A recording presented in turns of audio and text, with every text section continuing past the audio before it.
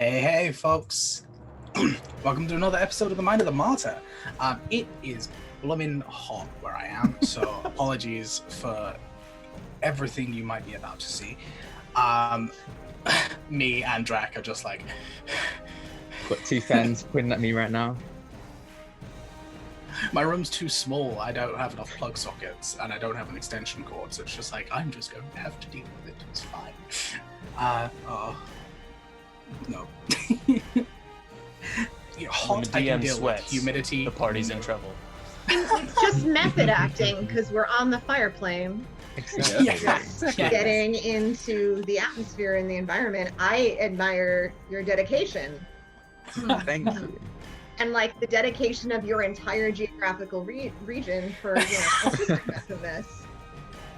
The queen was like, hey, the Fords, find the martyrs in the fireplanes. So let's just rank up, let's turn up the heat real quick. Plot twist, the UK is the fireplane.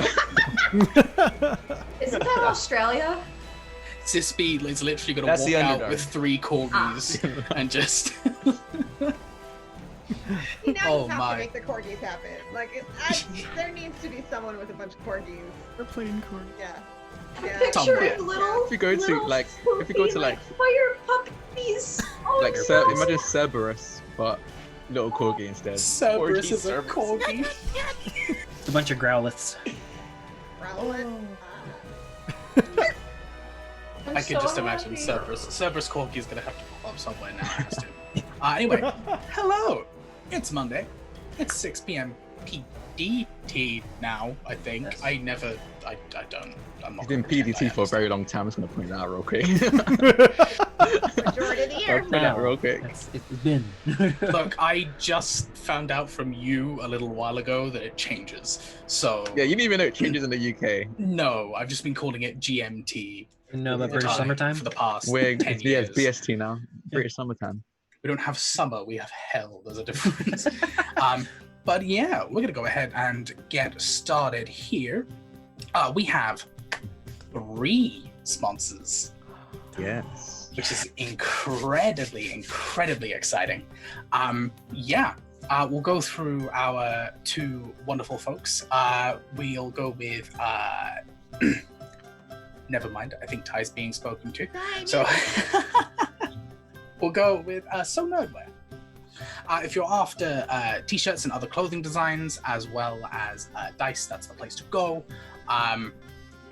Maddie is a wonderful guy, and all the people that run the place are absolutely wonderful. I'm pretty sure they still have their Black Lives Matter line going with Bredo in order to raise money for Black creators. People have also been banding together to help Maddie out in a pretty difficult situation, so if you can, please check out that stream and go ahead and send some love and support his way as he pays for some medical expenses for his partner. That would be great. And show him your support as well by jumping onto So Nerdwear and grabbing some cool merch. You can go ahead and throw in the code FRIENDS to get 10% off your order as well, and that goes towards helping the channel. I'm gonna hand over to Ty, who needs to unmute before going ahead and doing his sponsor part. Hi everybody, Ty here, again. I'm here with trying to get something off the ground called Demon Emporium. So at demonemporium.com, trying to make it kind of this one-stop shop for everything you could possibly want for D&D accessories and all that, or other sorts of good stuff. When it comes to, some cool dice, a dice tray, even, drinking horns and things to really get into character at the table. It's just gonna be this fun stop we're trying to get off. And if you use the code FWRD at checkout, you'll get 10% off your order, and 10% goes to building up this wonderful, beautiful channel with all these wonderful, beautiful people to build it up and build it up, so they can do even bigger and better things. And oh man, if you knew the things they were planning, you would know why that is even more exciting, and they'll probably go over some of it soon. But other than that, come check us out. For now, though, I would say go to So Nerdwear. They're a pretty good place where they need kind of people for right now, so I'd go head over there first. And then if you're still, browsing around, you need something else, then come over check us out at Demon Emporium. So we'll see ya. Wonderful. And our 3rd sponsor, which we are super excited about, Grindin' Coffee. A fantastic group, Black owned, I believe. like LGBTQIA. Yeah. Wonderful people that we've seen here, there, and everywhere. We managed to get into contact with them. And yeah, we've gone ahead and are working together now, which is super, super, super exciting. Coffee is good, especially when you're British and doing streams at 2 a.m. in the morning. Coffee is incredibly helpful. So why not go ahead and help out some Black LGBT plus folks while doing it as well. Go ahead and throw in We the have code. so many UK people that need coffee, that coffee is just the natural sponsor for this channel. Like, that is appropriate completely. Yes. True. That's kind of true, though. Yes, yes. There's a lot of UK friends. Pretty much. It's like, we don't sleep, we may as well have coffee. And of course, at the moment, ending up trying to pull yourself up and out of bed some days is incredibly tricky. You just want to go ahead and be like, nope, too hot, I'm staying here. So yeah, all of our American friends as well, you can go ahead and throw in the code FWRD for 13% off your order. We are super, super, super excited to be involved. We're super excited to be working with some wonderful people. And yeah, we're super, super hyped for it. So check out Grinding Coffee. Cool.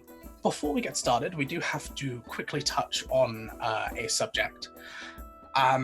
As you are probably aware, if you have been watching the news, there was quite a horrific accident that happened in Lebanon relatively recently, which has destroyed the livelihoods of a lot of people. We are going to be going ahead and doing a fundraiser very, very soon in order to try and raise funds for the folks over there. We're still running through the final stages now, but go ahead and watch this space. We are super, super, super, super dedicated to making sure that we can go ahead and help as many people as we can. However, of course, if you are able to donate now, please go ahead and donate to one of the wonderful charities that are currently working on helping out people during that disaster. Well, and it's really the whole country, because this is one of the major ports where food and supplies, including medical supplies, came in. So in addition to Beirut itself having difficulty, the entire country's supply chain has been disrupted. So, yeah. Yeah, absolutely. Anything you can do to help Lebanon would be very much appreciated. It's one of those times where we got to go ahead and band together as humans and do what we can to help, essentially. Speaking of charity drives as well, Jen reminded me fantastically.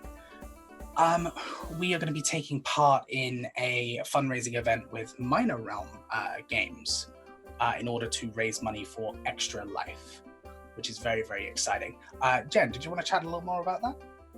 Well, yeah, I think that we're going to be like kind of going from server to server to server. So we're going to sort of share around where people go. And our time slot is 7 to 10 Eastern. And the only reason why I say Eastern, which is the less important time zone as far as I'm concerned, is because I can't do math in my head right now. But we're going to be playing For the Honor. And one of our players was like, I'm not saying that I have a She-Ra Sona, but I'm not saying that I don't. So it's She-Ra adjacent role-playing game we'll be doing from 7 to 10, and this is super funny group of people, so it should be really awesome. Come donate. It's all about helping kids. I think helping kids access the medical care that they need, so please come and help with that too. We are just every Saturday of August basically come and help us raise funds for various great causes. Fabulous. Thank you, Jen. Yeah, we are super, super excited to be getting involved with so many different people to raise money for a good cause on various different levels. And it is only now that I've realized that, yes, it's pretty much every Saturday. And I'm like, oh, okay. That's fair. Yeah, so like, Central is the most important. Sean. No.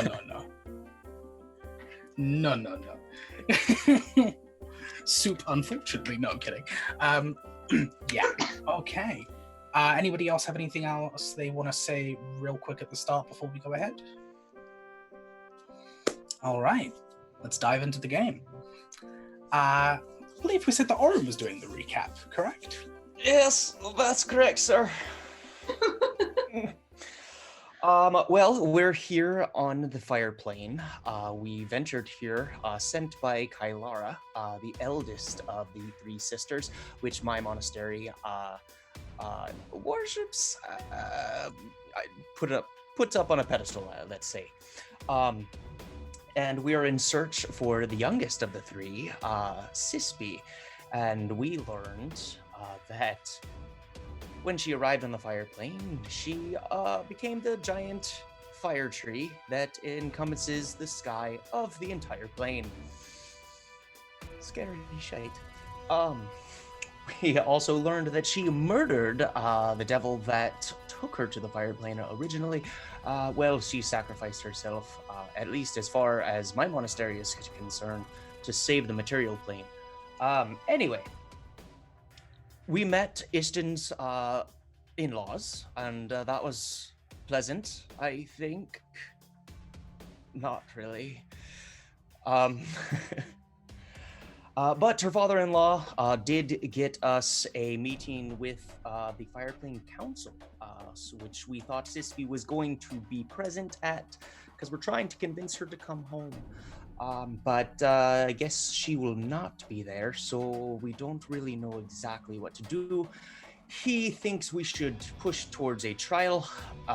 Ishton and myself kind of agree that perhaps that's not the best way to befriend somebody, is put them on trial. But we ventured off. We went through a teleportation circle, which scares the hell out of me, but it's fine. I'm getting used to magic now.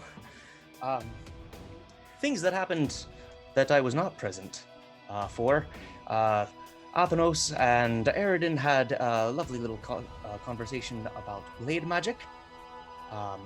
Athenos and Ishtin then had a not so lovely conversation about that previously said conversation. And soup has been pleasantly cooking for everybody. I would just like to point out that no one came out of that conversation breathing at all. There was no blood. There were no bruises. There was no screaming. I would say it was a pleasant conversation. Yes, I think. As far as Ishtin's concerned, that's a pleasant conversation. It went well. I mean, yeah. Most arguments usually end with someone dead, so I think that was pretty good, honestly. Yes, it was very peaceful. Yes. Oh, and I had a terrible nightmare, where I watched myself go through my life, but through someone else's eyes. And then 3 pillars of flame erupted from the ground. There was a maniacal laugh, and all 3 sons of Vega went black. It was not fun. I'm sure it's Did fine. I miss anything?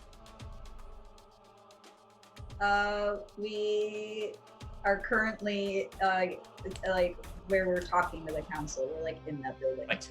Yes, we went to the council building, and some of us are pretending to be guards for some of the rest of you. Some of us who maybe aren't the most diplomatic people at all are going to try to be quiet. That will go well. And also my mother-in-law, after having threatened Athenos and Aridan for, some naked escapades that she did not approve of, yes, has apparently gone missing, or at least isn't where she usually is. And that is bad, because I would really like to threaten her back. But first, the council. That is more important. That's right. I forgot about that. Hell hath no fury like a woman scorned by her mother-in-law. In fairness, she was, yes. You don't threaten Ishton or Athenos. Just no. No. I live by a code. She dies by a code. It is fair. Awesome. Thanks for the recaps, folks.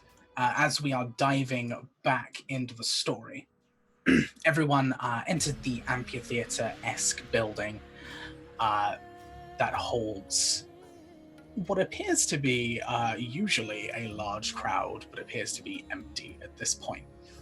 you were escorted onto the quote-unquote stage. It appears that these discussions are quite the spectacle, usually. As the council was revealed to you, that is where we last left off. So there are 7 seats. One of them is definitely empty. The first that you see that is full lies a large snake-like creature, wreathed in armor with a spear very clearly in its hand. Its tongue kind of flickers to the left and to the right as it's eyeing you all up. This is a salamander of the fireplane.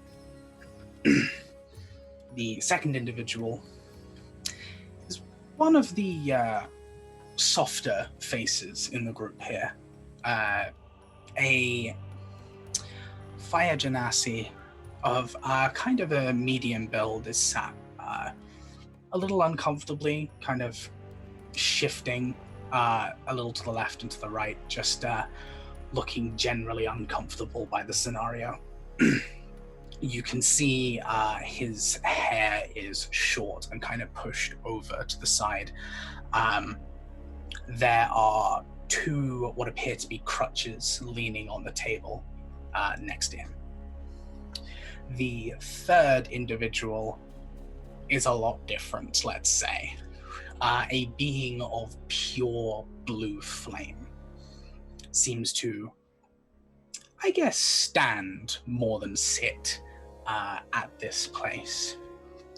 A raging elemental that currently holds this position. Your 4th seat, a rather well-dressed tiefling individual. She appears to be adorned with a lot of jewelry, the kind that just far too much, but is clearly fine with flaunting it off anyway. The weirdest sits in the 5th seat and appears to be just a regular old human. Short hair, dark skin, just sat there writing some notes. So unremarkable, it's kind of difficult to see him in comparison to everyone else here. Your final seat is another fire genasi. This individual, far better built, a lot taller, and appears to be covered in almost a molten material that appears to make a relative similarity to plate mail. And there's no words as they just eye across all of you, one by one.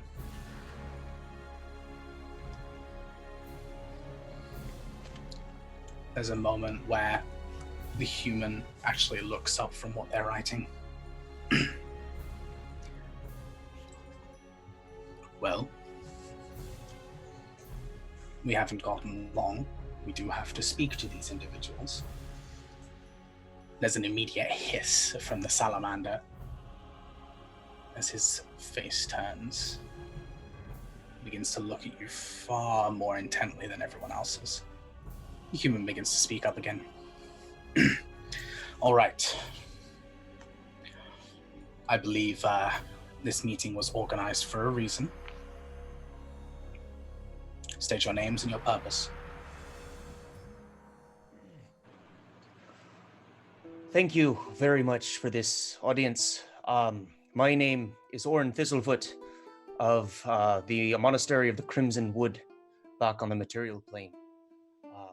We have been sent here by Kylera, sister of Cispi, to retrieve her and convince her to return home. It is my understanding that that might be beneficial for us as well as yourselves. So we were hoping to come to some kind of agreement and perhaps even gain audience with Sispy herself. There's another hiss from the salamander. Beneficial to who? We see no problem with this. The conversation is immediately cut out by the second Genasi. The salamanders may agree, but the rest of us do not. Apologies, the council is divided on this matter.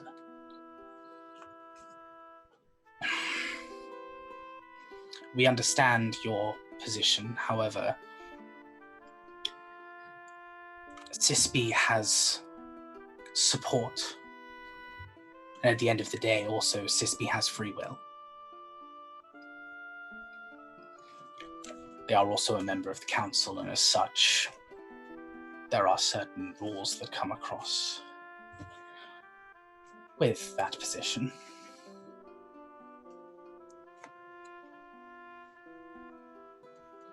There's a few chatters between individuals in Ingen, which, if anyone understands Primordial, it's just general chatter of, why are you representing us? No, why are you going against this? We're the council. We're meant to make these decisions together. It's just kind of general bickering in Ingen underneath their breaths. I'm going to relay that telepathically to Athanos, since I understand Ingen. Mm-hmm. Oh, I understand as well. Oh, you did? I thought you didn't know Primordial. No, I speak Primordial, yeah. Oh, okay. Well, then never mind. I'm not going to do that. I won't use my telepath. I'll just be like, oh my god, the salamander. Can you believe it? I just know, right? Just subtweeting again. I need it. Anyway. So yeah. So I'm Athanos. I guess you wanted to know everyone's name. From what I understand, I'm very new here, but from what I understand, it seems like you guys plan to vote Sispy off the council. There's a little bit more muttering in Ingen. A little bit of kind of, the vote. And what it starts from a couple of individuals as a conversation, a few of them immediately chatter back with, oh, the vote doesn't matter. And then they kind of break away that conversation. The tiefling looks towards you, Athanos. The host Zek at your service.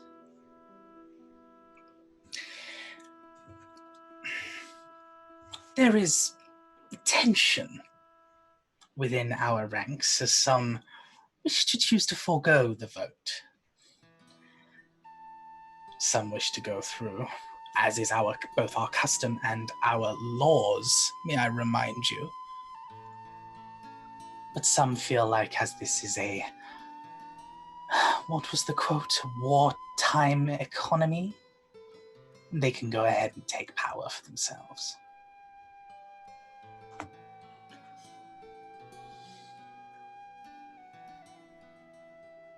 I think, and I look to the people who, I'm guessing the salamanders who very much seem in favor of Sispy and the others that don't seem to be. I think letting us maybe holding back on this vote and letting us speak to Sispy first would benefit both sides of this schism.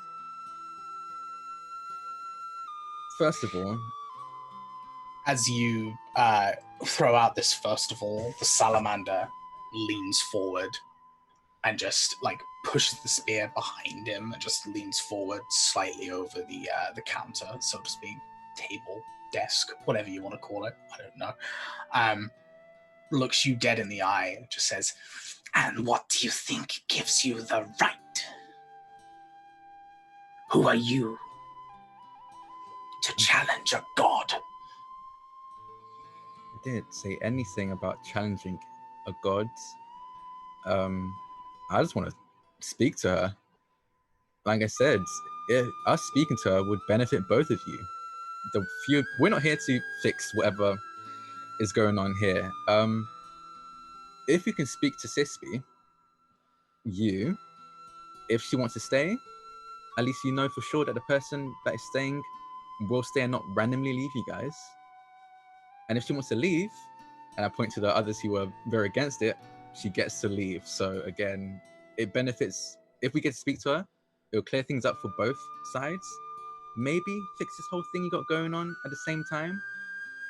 And we also hopefully avoid the possible, war that could happen. I think another thing to note as well is that Orin here has contact with one of her sisters.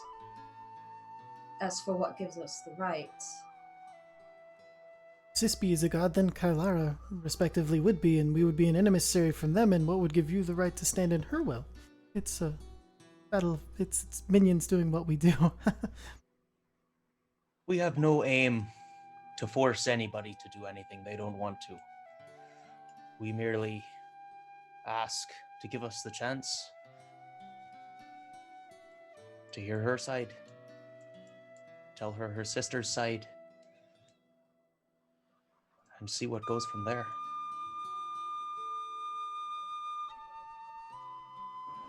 The well-built fire genasi at the back, or at the end, sorry, turns to the rest of the group and begins speaking in Incan, saying, they said their mission was to fetch her and bring her back. And now they just wish to speak. You see, the material folk are just trying to take our herald from us. And there's a kind of an urging on from the salamander of just, yes, our herald, our new dawn, taken by these. I'm just going to speak up in Primordial. I can understand you, so you might just speak common.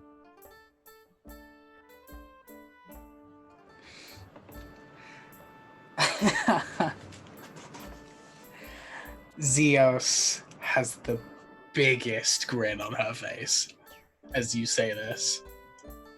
Just, oh my, looks like you've been had. And there's a Triton standing right here. They didn't think anyone here. I'm sorry, I'm being a guard. I am a good guard. A quiet one. Thank God Aridin is not me, because I'm giggling. Aridin is not. Luke has no idea what anyone is saying. He's just like, I don't know, everyone's yelling at each other in weird blubbery noises. Yeah. I'm going to continue in Primordial.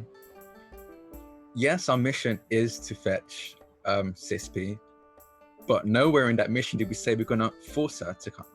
We're going to do our best to convince her. If she doesn't come, she doesn't come. Like you said, she's a god. I don't think there's much we can do about that.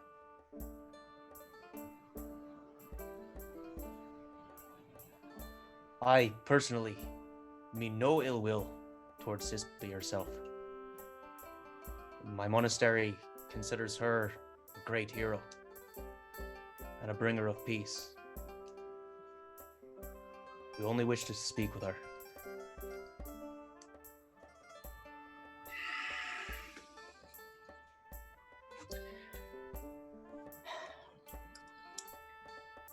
Well, even if we were to vote, unfortunately, we are stuck at a stalemate currently. Zeus looks down, begins to check her painted nails.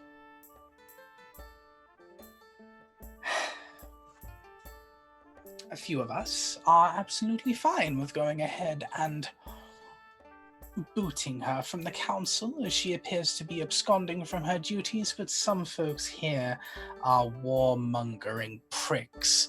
Looks directly towards the salamander, which gets a...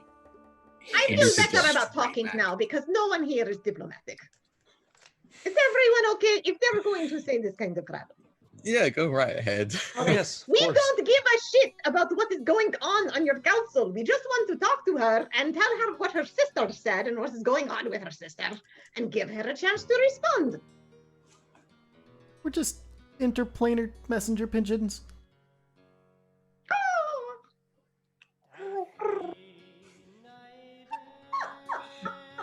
Wait, does Ishin actually do that? Yes. Afna just turns around like, why did you call? It was a pigeon. They sound different under the ocean. I'll take your word for it. You have an entire department of your government that is dedicated to interplanar travel and communication. So if she wants to go to the material plane to visit her sister, who might not be feeling so great and maybe wants to see her sister like normal people except very big, you could just, she could go and you could still, she can herald whatever you want her to herald. She can have a trumpet and a flag if you want, but she can come with us. All right, I'm back to being a guard. There's a What moment she of said. silence from the Eridan's trying so hard to keep a straight face, but she's smiling. the council. Take a moment before Zeus responds again. He's just, well, there you have it.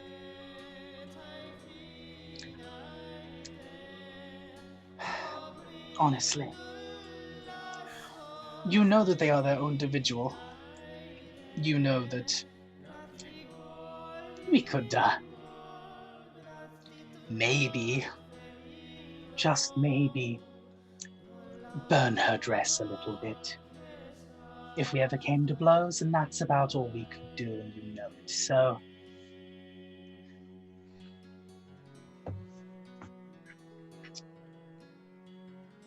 well, you heard it themselves. They don't want to be involved in politics. They don't need to be. You see, these, some of the council believe that anyone talking with Sispy while she is planning out her actions may convince her to calm down, and as I said before, warmongers, as she says this, the Genasi individual kind of slams their hands on the table, pulls themselves up, and she just,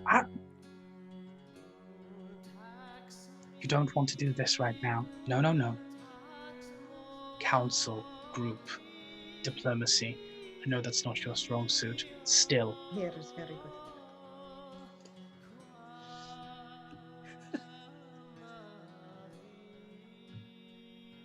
So I just want to say to all of you who are like, we don't want to change her mind. And then you were also like, she is a god. What could you possibly do? Do you think gods are like classically weak-willed?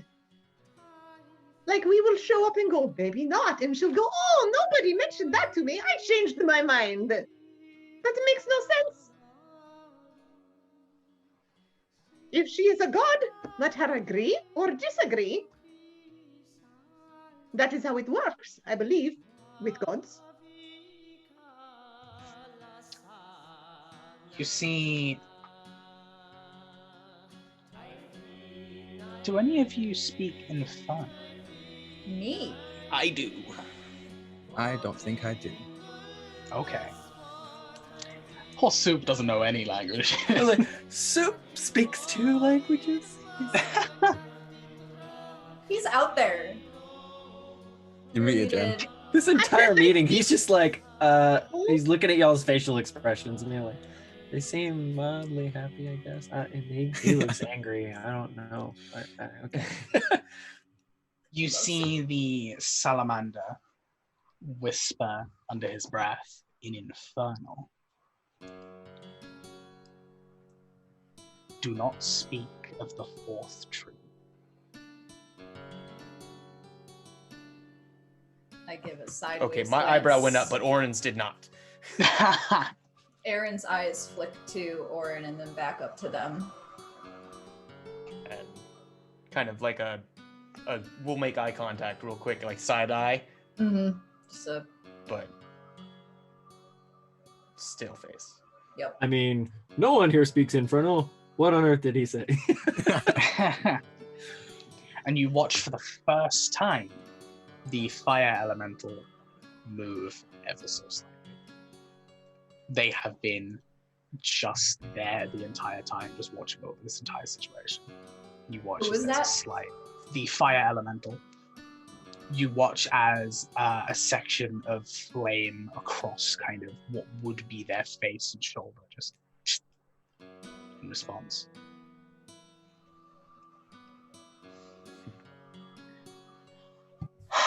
Well, you heard them. If they do not want to be involved in our politics, they do not want to be involved in our politics.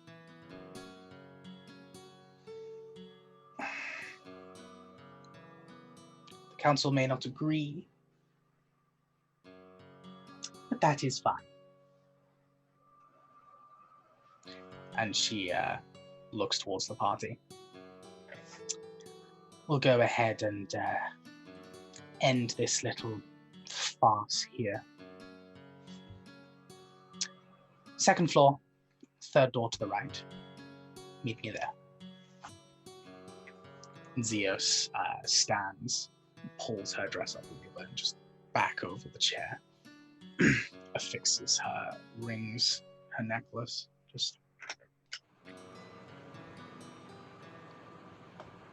You can keep looking at me like that all you want. You know I've got enough dirt on you to make sure that nothing's going to happen, so. She goes ahead and visually kind of just goes, nope, with her hands before walking away. You see the rest of the council agitated, begin muttering to each other in primordial again. Just discussions of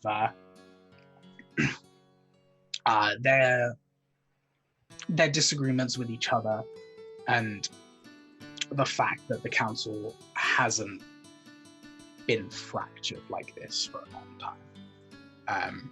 The human individual specifically says that before saying, and then frankly it's an embarrassment, before they themselves step up and walk away. There's a little bit more bickering between them as one by one they begin to disperse. Definitely like a governing body where there are two distinct groups that can never get along or get anything done. Yeah, I think it's that so- is very embarrassing. Yeah, Ridiculous. Very embarrassing. It's very inefficient as well. Like, Extremely. I Yeah. don't know how that happens, but I don't know what I expected from a council, but that wasn't it. It's very unprofessional. They need your father worse than I thought. Ray, Hello. when the elemental and salamander disperse from the room, do they go together? Yes, they Oh do. no. Okay. Supa's just been kind of watching them because they're the most hostile of everyone. Everyone else just seems to be talking. He's just been kind of watching them, focusing on their hostility. As they exit the room, I would like to say that Supa's never not been looking at them and just kind of stares them down and takes a piece of fruit they had from the kitchen and just waits for them to look at him as he just keeps waiting and takes one of his daggers and just just stabs a piece of fruit and then turns around and walks. I Okay. love soup. Okay. he was low-key gonna get us killed one day. It'll be so worth it though. Yeah. And suddenly, roll initiative. No kidding. Yeah, the council disperse. Zeus goes first, human next. The Genasi leave together, even though it appears they were against each other at the table. The elemental and the salamander leave together, and everybody else one by one disperses out. There are a few guards left to watch over you on the sidelines, and that's about it. Damn, that was That was the most.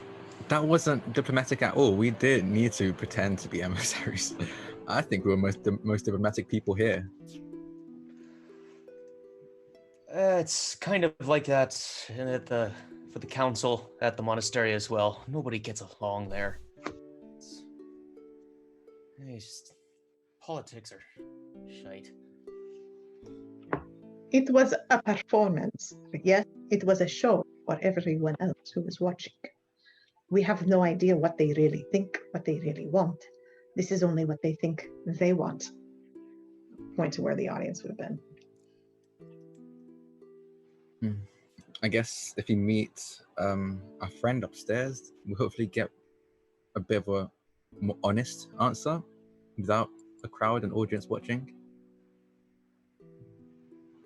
I wonder if that fire lizard guy is already cooked inside. Wait. What? Well, logically, if he could withstand the great temperatures, it would take a higher temperature to cook him on the inside, so he'd be raw but still hot. You'd have to. Soup asking the important questions. Important questions. This is a bit taken aback at this, because up until now we've only eaten non-sentient creatures. That we know of. This is a good point. Good point, You yeah. don't know. You don't know. All right, well, before we get, snacky or peckish, perhaps we should go talk to this woman and see what we can do. Yeah. Just notice, they all ended when she said they are fine with her meeting us. I would not assume they are all motivated the way they made themselves seem. It's like too theatrical. There's something else underneath. How close are the guards to us? Like within earshot? No, the room is huge. So it's kind of like, think of like the biggest theater you've ever seen, essentially. You are on the stage and they are in the wings. Like the closest people to you would be in the wings and then like in the audience, quote unquote.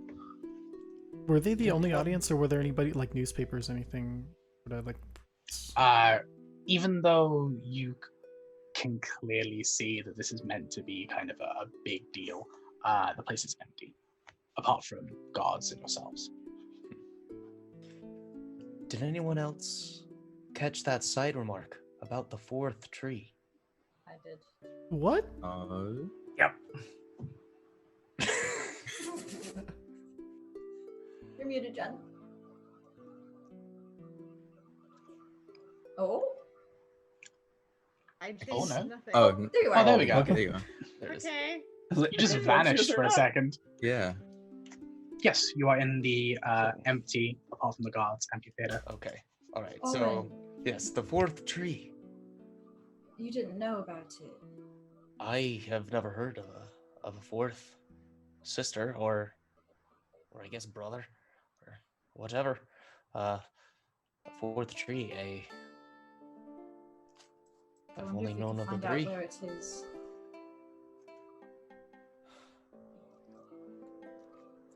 Seems to be a good thing to maybe figure out. Perhaps that's the threat that Kailara was speaking of. Maybe. There are 3 sons, there are 3 sisters. You had a dream with 3 sons, with 3 sisters. But then, what would the other be?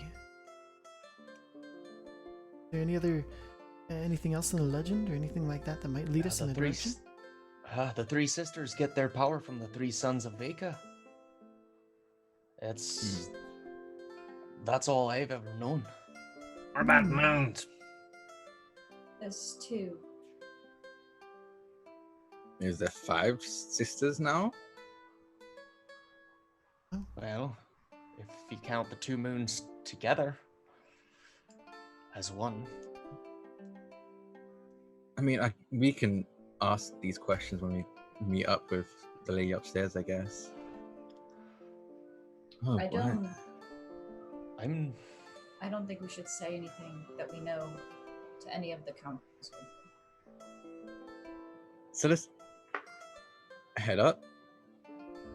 Hmm. Go for that. Yeah. It seems like we can Orin's gonna kind of start to like psych himself up and just like the best way that he knows. He's just kind of spinning his quarterstaff around, like not in a threatening way or anything. Do you just have like anything tied on your quarterstaff? there's a red ribbon. Okay. As you're spinning it, like when the ribbon comes down, you feel a little snag as a little cat paw just.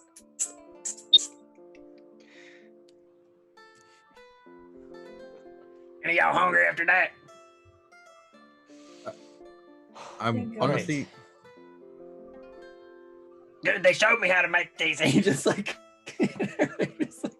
pulls out this like little bitty like tray of things. You can tell he doesn't even care if you were gonna say yes or no. Okay, I'll take See, one. like these small pastries. Brought hors You carry d'oeuvres? around hors d'oeuvres. And That was our way in. Just Soup standing there with the little towel over the. Yes. I need We had our this. bodyguard, our scribe, and our cook. I done put this here bread around Slizone, mate. Okay, Okay. I'll Right here. It's a little spicy. He just like starts handing it to you.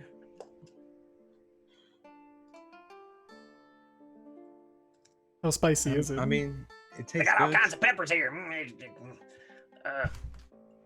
Here. You see him like he takes out this like little bitty like almost like a squirt bottle and just like squirts like a little sauce on it. Why are we cooking in the middle of the council chamber? Aren't we going to go talk to this woman? Yeah, but Wait, Super wait, Rod yeah, apparently yeah. has hors d'oeuvres, just carrying Oh, him around. That So is that is so strange. We are here, we are back, and we are ready to. You said party. I think it's actually more go into someone's room.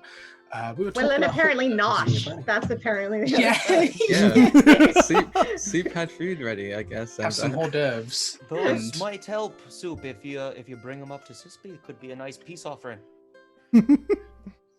When you say that, he like it just dawns on him and he's just Okay. like he's like packs up. No, you can't have that. He like grabs it. I was about to eat and he just grabbed it out of his hand. Oh my god. Yeah, Athena starts heading up once he Mhm. can't eat the Slazoa pastry. Mm-hmm. Slazoa Wellington. Slazoa Wellington. Ugh. Oh man. I don't think fish is meant to go in a Wellington, is it? I don't. Are dragons a fish? I mean, that one was like half fish, half. It was like jellyfish dragon. So you know, It's Ooh. delicious. I don't got a think bit of a jellyfish fishy- are edible. it's got a bit of a. Well, it depends where you go. It's a delicacy in some places. Ooh. Yeah. So you begin to make your way. A long trek. This is a very large building. The long trek through the corridors. You find some steps. You head up to the second floor and head over to the room. You don't even get to knock before the door just opens. The easiest way to probably describe this room is imagine a walk-in closet, but the closet's the room. That's what this room pretty much is. Just this huge like living room. There's a desk and a bookcase full of what you would assume is the important items, and then everything else is clothes everywhere. Oh, now I get it. Because I was like, wait, is it a walk-in closet or a huge living room? I was like, Yeah. oh, Yeah. confinement? Is it? Got it. Sorry, It's a dance-in closet. a dancing there you closet. go. Yes, that's more accurate, definitely. Yeah, this huge room full of dresses, suits, various different kinds of outfits, jewelry, hats, shoes, you name it. The first thing you notice is the complete difference in skill and creation from these things. Some of them look vastly out of place compared to others. different crafts, different makes, different places where these things were probably created. The tiefling steps inside, immediately pulls up a seat, sits down, and puts her legs up on the desk in the most relaxed way. Just, I tire of all of these things. Apologies, that was truly a farce. Yeah, yeah, we're just here to... Why did you want us to come up here? So, are you going to organize a meeting with Sispy for us, or...? I can't organize a meeting for you, but I can tell you where she is. You want us to ambush her? Not ambush. No. Simply Just go and find talk her to her and talk yourself. to her unexpectedly when she wasn't really interested in... Okay. It's not that she's not interested in... It's complicated. She is incredibly driven, let's say that.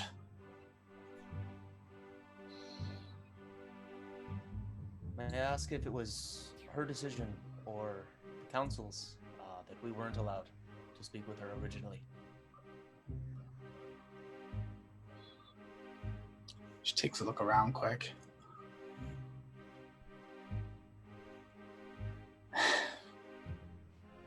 Definitely the council's. Although, at the same time, Sispy did ask not to be disturbed by us, so certain individuals think that that just means she didn't ask to be interrupted full stop. Oh, so they just didn't tell her. Oh, she loved that. That would be something all dictators, rulers, really love it when people don't give them all the information. They believe that they can go ahead and, considering she's essentially on the warpath, a lot of people seem to think... certain members of the council seem to think that if they just don't mention anything, then she'll stay that way. And why are they so hell-bent on a war? Is there some kind of friction going on?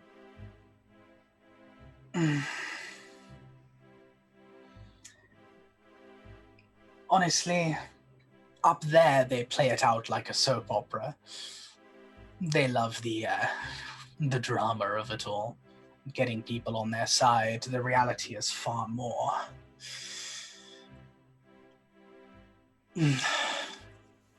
difficult to explain, I guess. There are factions within factions in this city. Okay, so war with who? From what we've heard, it seems like picking fights with other planes. I get the feeling that picking fights with everyone is not in anyone's best interest. Right, but everyone is vague, right? Who does she want to start with? Interesting. I don't think there was a public announcement of any kind of war. I mean, you talk about warmongering. That sort of, makes it very clear that war... you put war in the word that you said.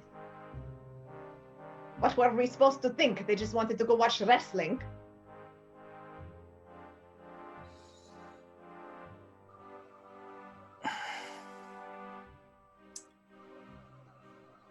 Interesting. All right. Politicians.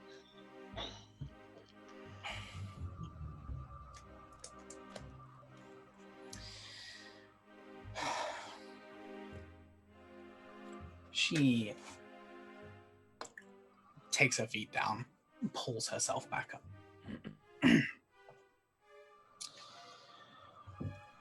Very well. I assume you don't want to get involved or absorbed in this nonsense any further, so I will give you what you seek, and then you can leave us to whatever this is. Sispy, is located a few days out in the wilderness. There is a section over to the west where the canopy above breaks. There's a gap entirely in it.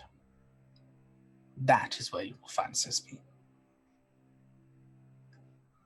She wanted some, I don't know, sun, I guess. Why is she hanging out in the wilderness under a gap?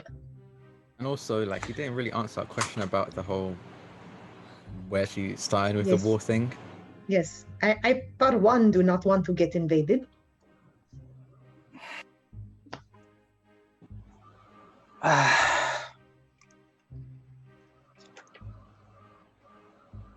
It comes down to, well, time passes differently here than it does in other planes. It very much comes down to the fact that her and her sisters, before she was brought here, were very much on the war path. I probably imagine that she's still very much in that mindset. That's not an answer either. Nope. Yeah, If you're not going to say, why don't you just say you're not going to say? I mean, yeah. What plane is she going to invade first? What's her plan? Because it didn't seem to deny the fact that that was part of her plan. So where is she aiming first, targeting first? All of this would just really be helpful when we actually speak to her and hopefully maybe convince her not to. You say the sisters were on a warpath. It was the fire plane that invaded first. Malithuk and his troops. They're the attackers.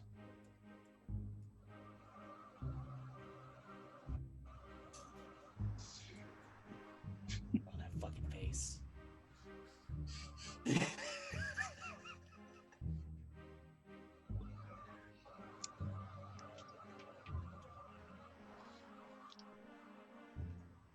They plan to attack the airplane first. Or she, I should say. right, okay.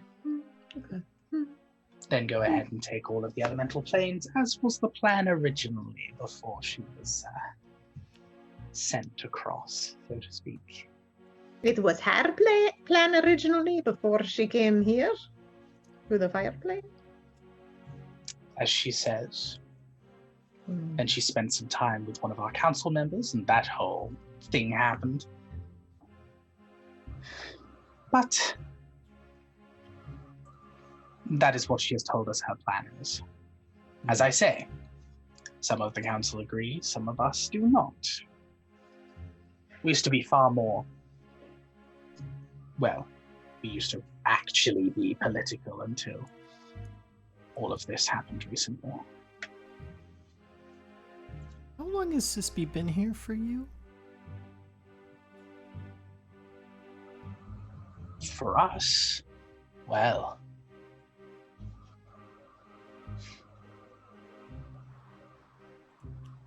we know that she has been here for longer than she has been part of the council.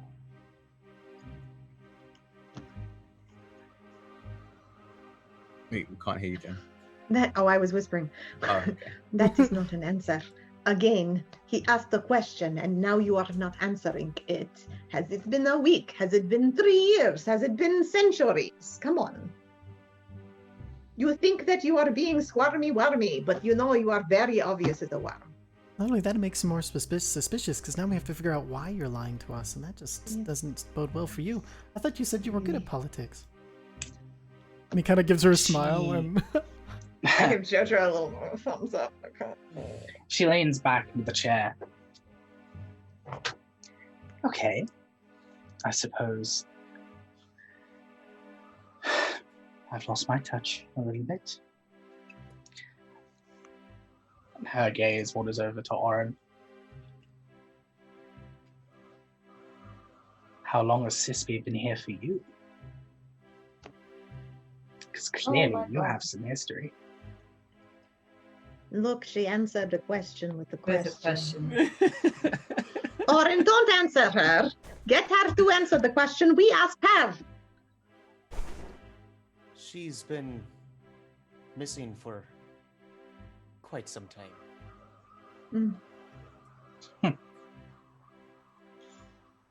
She has been with us for quite some time. Oh, for God's sake. Can I inside check this bitch?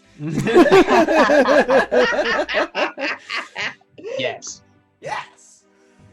I mean, while you're doing that, Jotra's gonna be like, all right, we'll start with an easy 18. one. How old are you? 18. You're 18? No. What?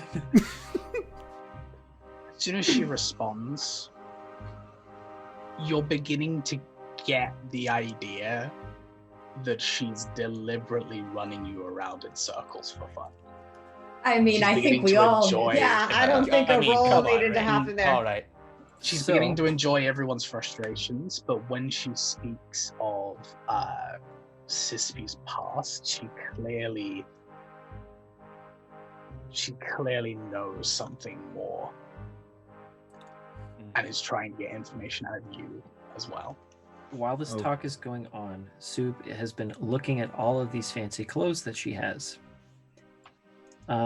Could you point me in the direction of the fanciest looking piece of clothing? Oh no. Go, Where's Soup, that go. Go, Soup, go. Go. There are 3 that are kind of kept away from the rest. There's one that appears to be made out of gold, one that appears to be weirdly plain, actually. It's just white. The entire thing is just a white robe. Slightly sparkly, but doesn't look any different than that. And then the last one is kind of like this purple-blue mixture. He's gonna grab the white one. Okay. And he's going to, like, while they're talking, just kind of like get into her view with it. And then he's going to take one of his short swords out and just hold it next to it. And like as she's doing this, he's just going to like I think tilt his Soup- sword toward it. Jotra's gonna. I think Soup was interested in a different game that he's gonna find entertaining, and you're not. So kind of a role reversal. So you might want to stop dicking around. Roll intimidation for me. Okay. So you can have advantage due to Joker's comment. Oh god. Cashmere! Oh, my gumdrop buttons. Yeah, not my gumdrop buttons. I'll be You're a honest, monster. my I think the respect for the Five Natural Pains Council 20. would disappear if this is enough to change it. Oh wait. With a white sparkly die. Natural 20. Natural 20. Beautiful. This council is gonna fall apart without us, without Sispy. It was going to happen. If this is all it takes to get one of them to talk, yeah. Down in No flames. wonder she managed to take them over so easily. Jen Oh, with the man. saucy takes. Cheers. You know what though? Bravo. Like, I Ouch. feel like that actually would work. Oh yeah. Oh my So- god. As you hold this blade towards it, she doesn't seem to react as she's still staring at Oren. As the blade gets closer and closer, you see a drip of sweat begin to run down her forehead as she finally turns towards you. Please. That was incredibly expensive. I'd much rather you not mess with that. Our time is also valuable, so could you please just answer the question? He pops a button off. Oh no! Oh, Look what happened. No. Jotra's gonna take a handkerchief and put it on her desk. You should. What? You got a little, and he's gonna point to the sweat. As the button flies off, you actually notice there's a little spark of lightning as the button just a slight static shock as it hits the ground. Ah,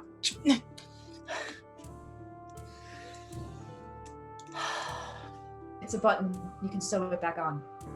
Now, answer the question. Questions. Yeah. How long has That's Sisby going to- been here? It's going to take forever to repair. And about in the time it would take to repair, has Sisby been here 4 times as long as that? How long has Sisby been here? I hate wasting someone's time. I feel so bad about that. Answer the fucking questions. I actually need to go ahead and look through my notes because the date has just suddenly come out of my head entirely.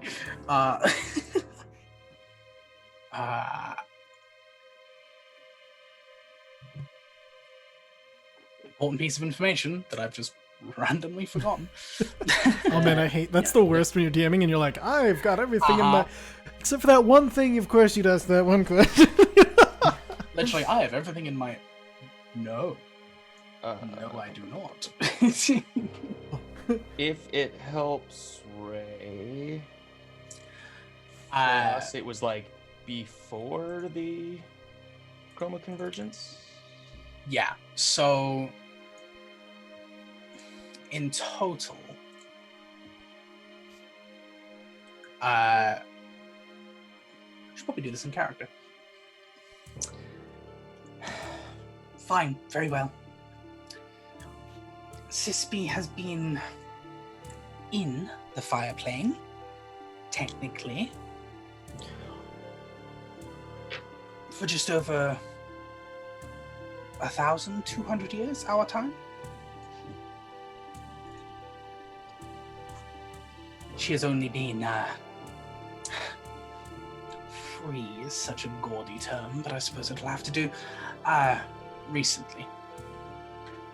A few years, if that. Would I Interest know in... if the fireplane time moves faster or slower than the material plane? Or is it just wibbly wobbly, timey wimey? Wibbly wobbly, timey wimey. Sometimes it's faster, sometimes it's slower. Time is a Planes in construct. general. Yeah. Yeah, planes in general are just a little bit iffy when it comes to time, just in general. Was that so hard to say? Well, when He's your used DM to forgets their notes, absolutely, no kidding. The feeling her wit has been dulled by the rock she's been smashing it against, isn't it?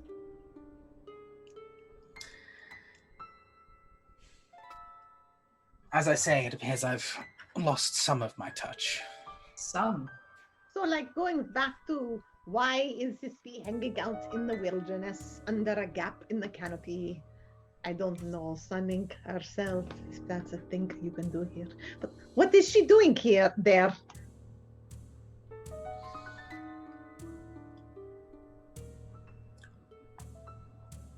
Honestly, I do not know. She do that a lot? After her final ultimatum to the council, she left. We haven't seen her since. And what ultimatum was that? That we join her crusade, or we burn under it. As I say, she's very focused on this idea. Some of the council... How long has it been since the last time the council's seen her?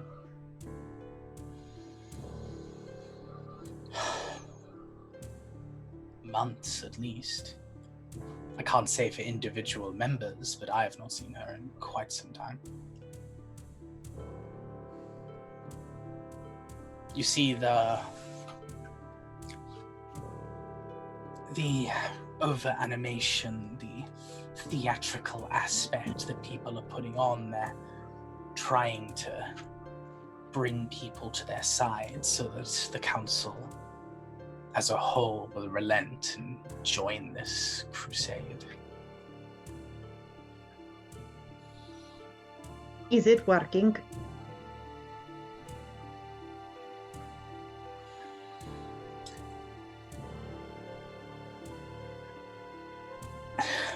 We appear to be at a stalemate currently.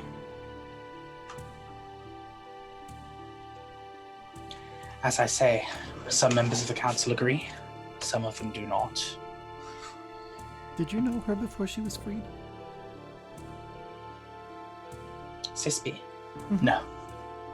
Did any? No one had seen her before any of this nonsense happened.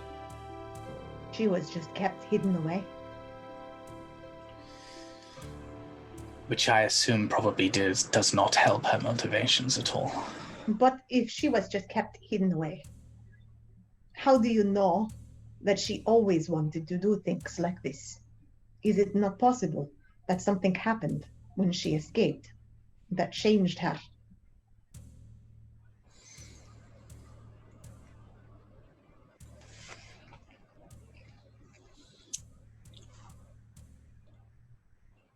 There's a legitimate pause and a earnest confusion.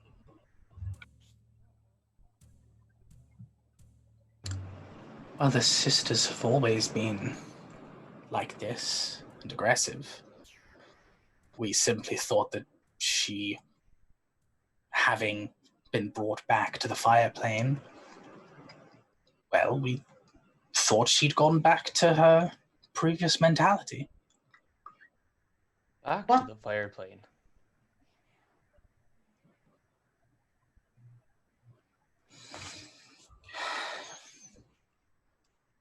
Are you saying the sisters are originally from here? I have already said too much, Oh, for goodness sakes. but yes. The three sisters found their home here. I'm surprised, in fact, that none of your history records say as such.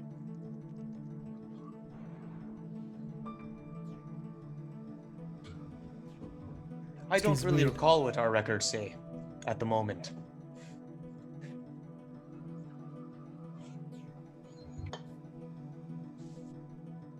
What was her, I don't want to say husband, what was her jail keeper like? Was he someone who wanted to take over other planes?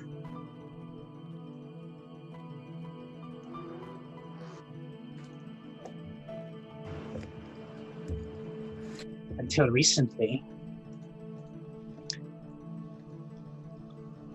we thought that he had captured her,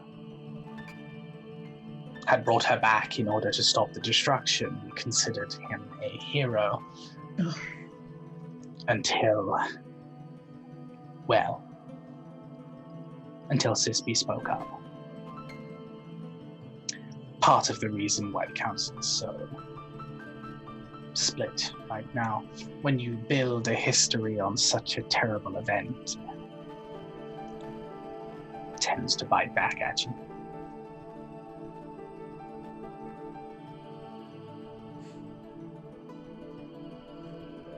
Oh yeah. Place History is always But written who? by the victors.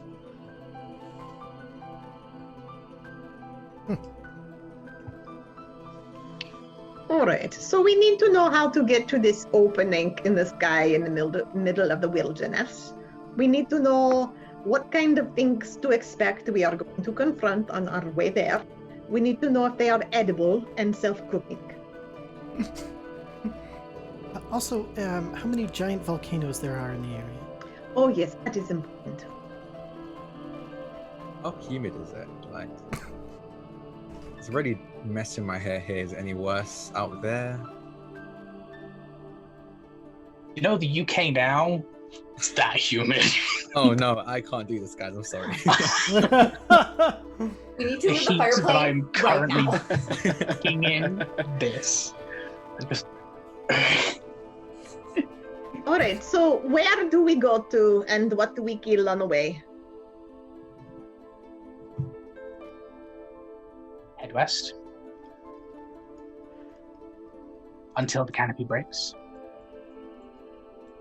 Will be a few days travel. If you've not traveled outside of the wilderness, then, or outside into the wilderness rather, well, you'll have a lot of the plains denizens to deal with. Raging elementals, myrmidians. The more aggressive, salamanders, plenty of other creatures.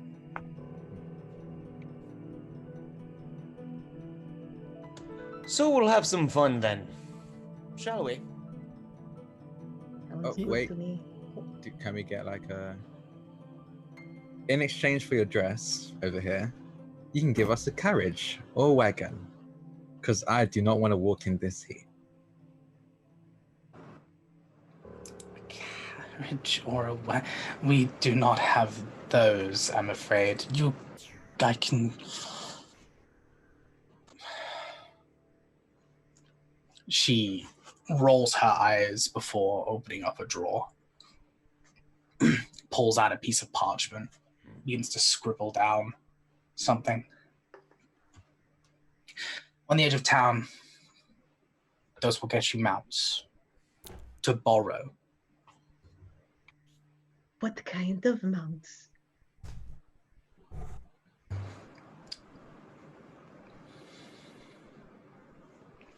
You'll have to see when you get there. No. That's Magic code carpet, for. magic carpet, magic Classic DM answer. Well done. Well done. Well done. No, she kind of goes, depends what gate you go to, depends who you ask. I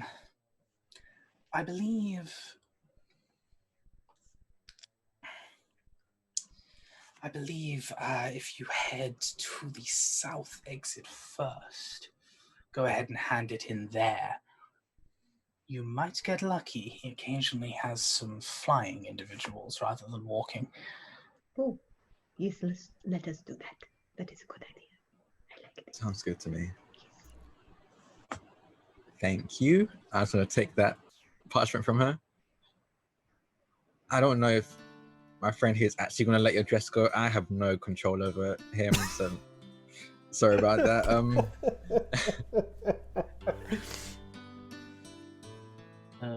Soup is definitely he kind of like flips his sword with a little flare, puts it away, and gets the button, puts the button in the middle of the dress, folds the dress slightly so that it holds the button, puts it up on the desk, and then takes a little Slizo Wellington and shoves it toward her. And then Jotra's gonna just really quickly sew the button back on. Oh, Jotra, you are doing so well. We got what we wanted. It's not just make her No? do the sewing. It's Oh, no, it's all right. It's you do you. Who is still in the room? So I I'm think still we're all room. still in the room. Yeah, we're all Yes. still in the room. We haven't left yet. Let's say, are we watching as this happens, or are you doing this as other people are leaving? No, I'm having I'm a watching. conversation with Jotra as he's trying to sew the button back on, and I'm saying perhaps you should just don't do this. Just let her do the work. It's, you know. Her look of worry and concern as you go ahead and put the dress down, Soup, turns to this twisted smile. She goes ahead and pushes it backwards. It's not worth a lot. But the information was. You can keep it if you'd like. I say don't keep it. It's kind of ugly. Really. Yeah, I'm not really sure why anyone would wear that, but Did you say when He strips it of all the Soup- buttons. when She does- wait when Soup took the button off, the button sparked? Yeah. So the button and the fabric around it sparked. Judge is like, wait, I think it's magic, and he's just gonna take it. Thank you. He's gonna roll it up and put it into the turtle mouth. I'm gonna check it out later.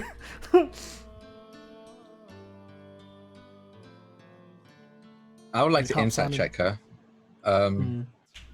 just to see if, because that seemed like she wasn't intimidated by what Something Soup did. changed.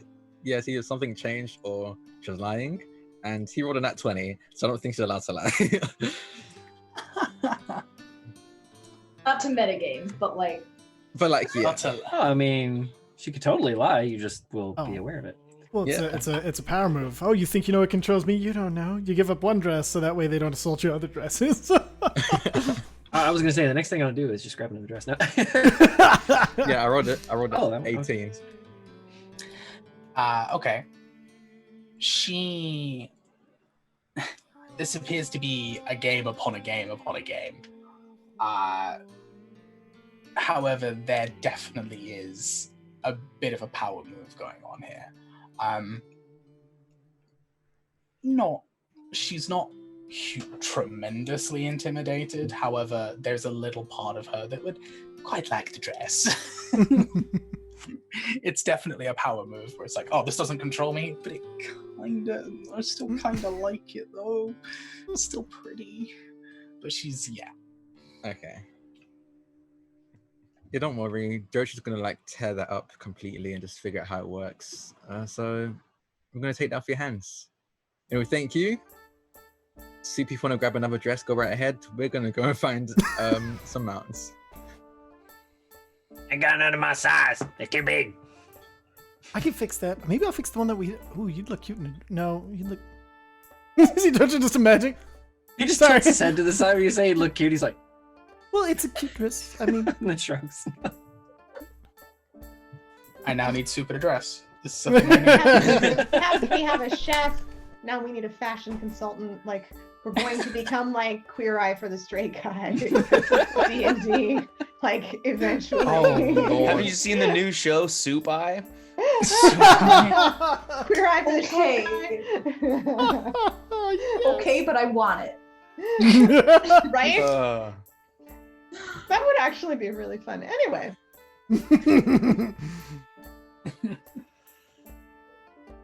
Well, we thank you for the time and the little information we've received. And we bid you a fiery day. Let's see. And we'll go. Follows. Neverending gives a sarcastic bow, turns on her heel, and leaves. Yeah, I just turn around to leave as well. All right. Go ahead and make your way out one by one. Who is the first out? Me? I think it was me. Okay. Behind Orin. You see, out of the very corner of your eye, a flash of a mundane human leg just going into a door a few rooms down. It closes. The leg So- of nakedness.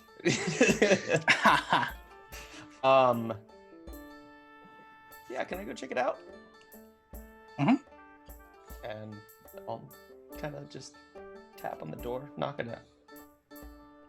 Knock, knock, knock. It's open. I will enter.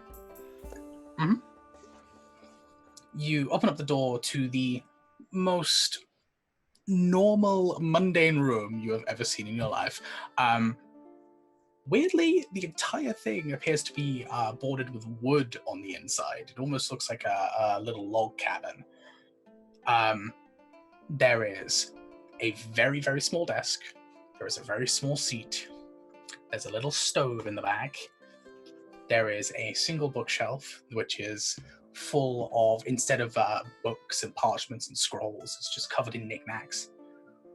And the human individual that you saw, the human council member, just sits in his little chair. Just looks. Is it says, Norman Normanson? Norman Normanson. Oh, Sean, that got me.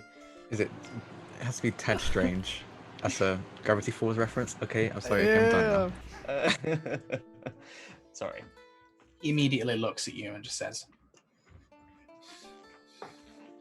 I had to listen in. I apologize for the crypticness. That's fine. You picked I say picked. You fell right into her lap. She was deliberately there just to get a rise out of you. Unfortunately, My temper's not the best. I apologize. I didn't catch any of the council's names, other than what I've read. I don't think we gave them, in fairness. May I ask yours? Nerthen, the Underflame. Nerthan? Nerthen. The Underflame is the human. What's wrong with him? Nothing.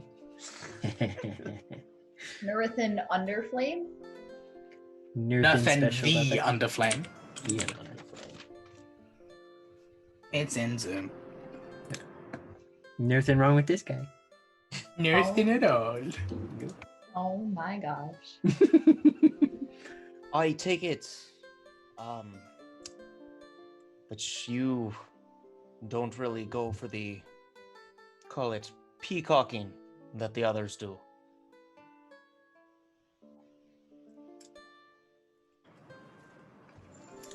Unlike the others, I am actually an original member of the council. I've seen it through wax and through wane. I've seen it through wars. I have seen it through prosperity, and I've seen it through disaster. And frankly, if I'm going to be uncouth, I'm tired of the bullshit. How old is this guy? Yeah, I know, I was just thinking the same thing. That's what I was thinking as well. He looks about, probably about 30. Like ain't early keeping. 30s, like 32, 33. Ooh, maybe he's a Dampier.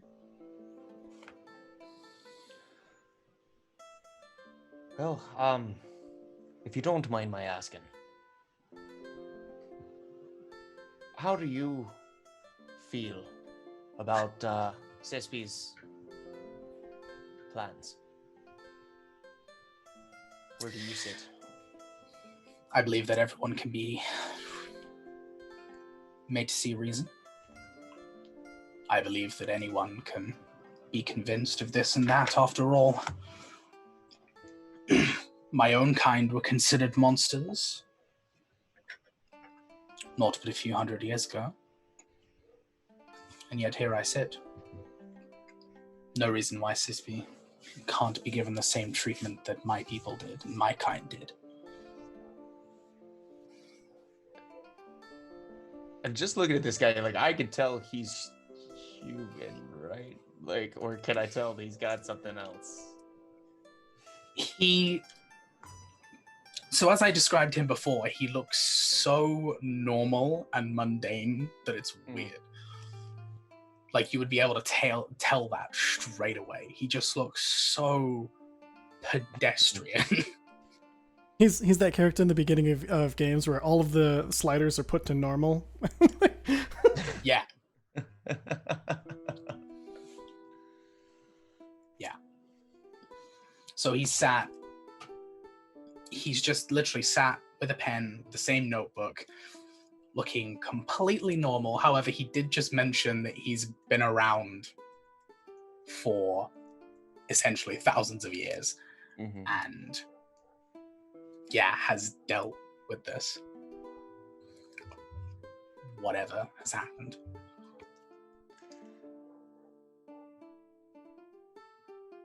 Were you around when Cisby first came? I was. I was also one of the ones who voted to have her apprehended, and I tell you, it is one of the greatest mistakes that I have made in my long life. No. Was she and the other sisters on a warpath like the others say?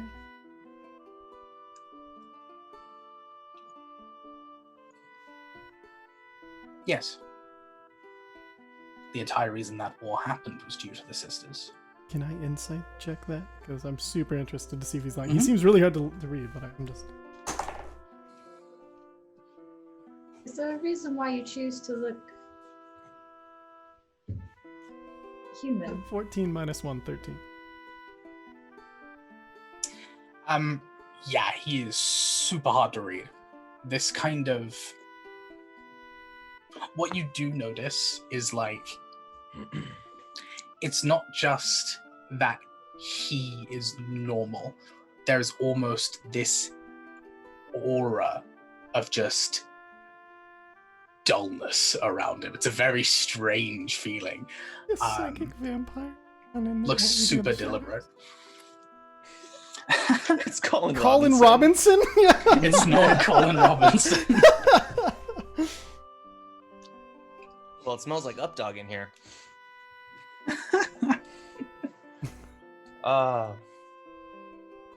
What was the question? Is there any reason that you look so... Why do you choose to look human?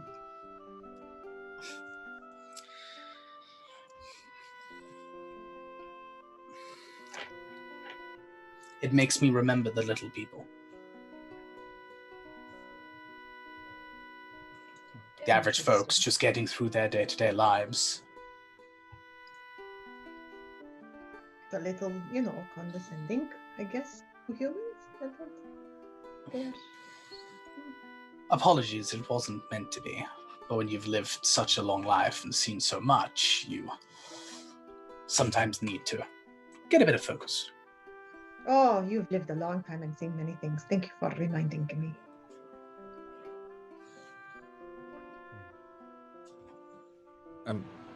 Guys, why are we here? I thought it was like literally just poking around the doorway, like, are we? I followed Orin in conversation. Yes. I Caught my ear. Oh, I asked the other question I wanted to know the answer to. I saw Mr. Underflame here in the hall, and I thought I might just pop in and say hello. He looked friendlier than the rest. I want to go ride a flying fire thing. That's Yes, like- actually, Jotra, do you want a rematch? I'd be in the last Priority. race you played. Oh, I'd be in the yes. last race you had. Yeah. Do you want to lose again? Well, You said this time- yeah. Nope, you said yeah. Oh, damn, no, but I didn't mean it to. Try- But it's 'cause- Try not to kill the mounts, though. Try not to kill the Yeah, I'll mounts. try not. That honestly, Yes, that was an that's very accident. An important. accident Yes, last no, time. It would not be good. That is Oh, yeah, very cruel. A flying fire thing. It was I a don't lucky care shot. what your It's got opinion my is. It's control. something I want to do. Just deal. I am one of the little people who does not live a long time and have lots and lots of experiences. So let me go get my kicks. I was simply going to ask whether you meant many creatures or one together. Oh, good lord. Why do you give a shit? Do you have many little creatures for us to ride? I was simply going to suggest that I accompany you. Oh, why? Why? We could I have use some a guide. business with Sispy personally. And I would like it without the rest of the council getting involved. Well, I It's a don't want you personal slumming matter. it with us little people, so that would probably be Ashton. beneath your dignity. Ashton, we could use a guide and at least someone who knows her to say, hey, Calm down, it's here all are right, it's some just people. it's okay, I get you. Right, but how are we supposed to know? Like, his business might overshadow ours. You know he's standing right here. I'm Sif whispering just really quietly, I smells him. promise. Sif just smells him. He's like, What are you? Orin didn't want to say it. Soup You don't smell does. Smell like human. And are you edible? Do you cook yourself? Do you cook? you would never ask that. That would be rude. There are lines. There are lines you don't cross.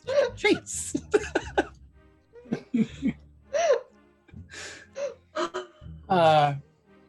He kind of smiles at you, kind of breaking this facade for a moment.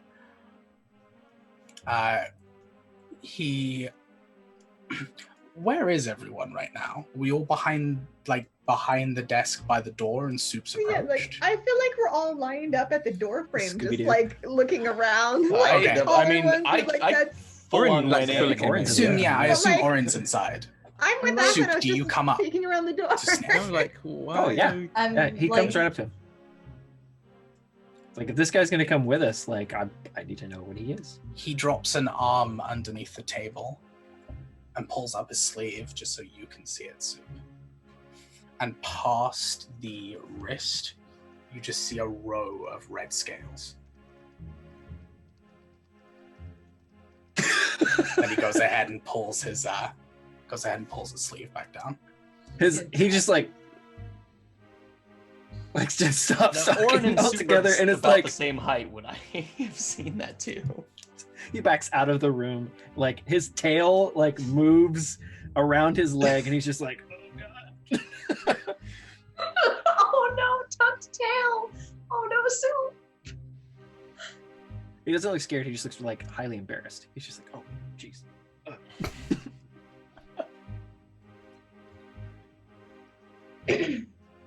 So may I accompany you?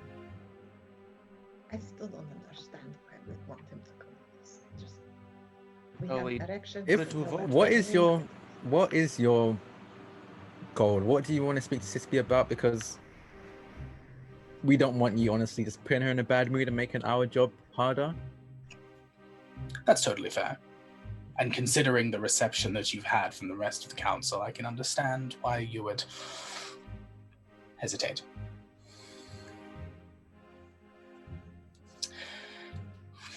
I'm one of the ones that thinks that she should not come to trial. I'm one of the ones who thinks that she should be allowed to make her own decisions, and I also wish to persuade her out of what she is about to do. As I said, my people were seen as monsters a long time ago. And I know that once that label is removed, people can change your and people? be changed. You're human, right? No, he's slumming it, looking like a human, because somehow that gives him compassion for little people. He's not actually human. He goes ahead and looks towards you, Athanos. You feel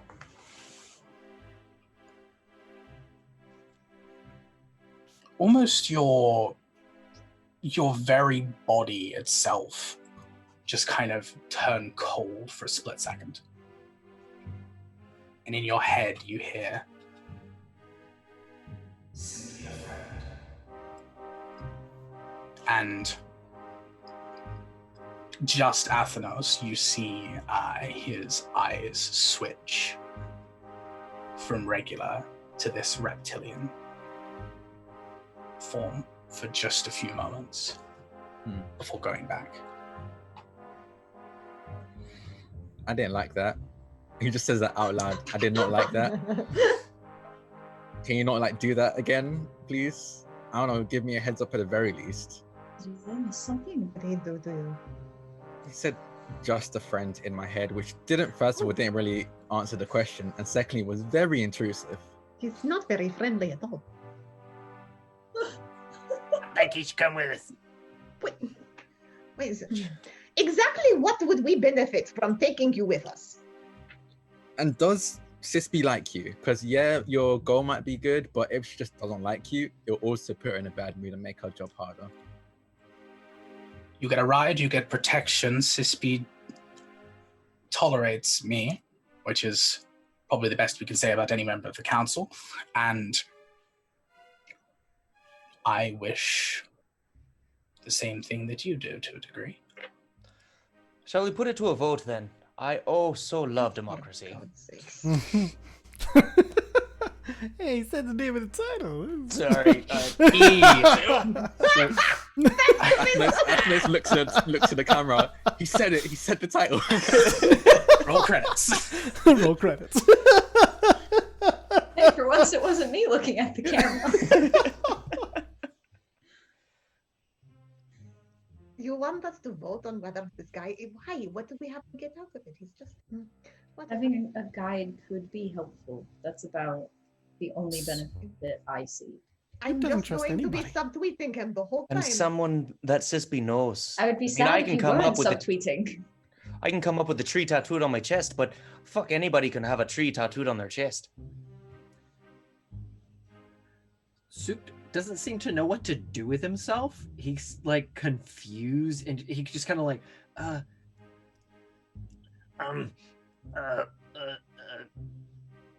think you should come with us. Soup doesn't trust like anybody, so gives me a little pause to think. he just keeps looking back at the guy, and then looking at y'all, and then looking at him, and he's just like, Why do you want him to come? He like swallows hard when you ask him. He's like, and he looks back at him. He's like, I don't know if I can tell you yet.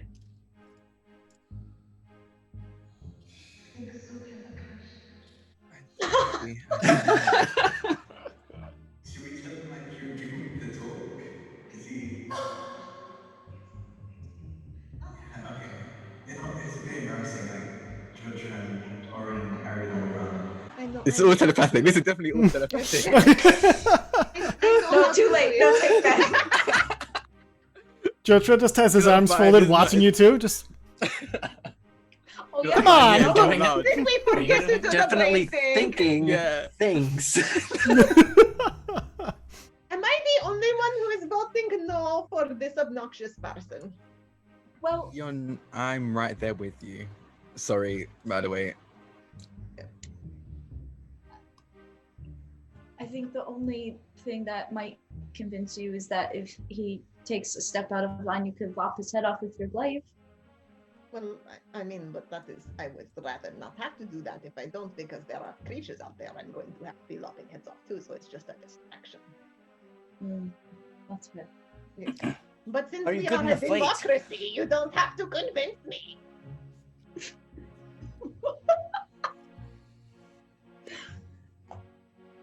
God, I'm so bad at keeping a straight face, y'all. Don't look at me. This is ridiculous. Okay, so it's a no and a no, and a yes from Soup, with special reasons. What are the other votes? I vote aye. Go away. Jojo. Eridan.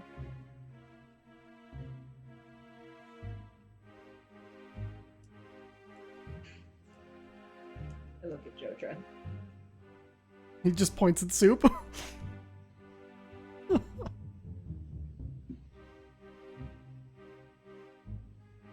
I'll. Yes. I guess you're coming with us.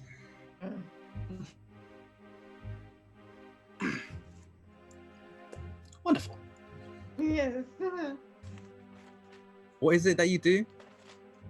Like, if we do have to fight something, are you up front, at the back, or running away?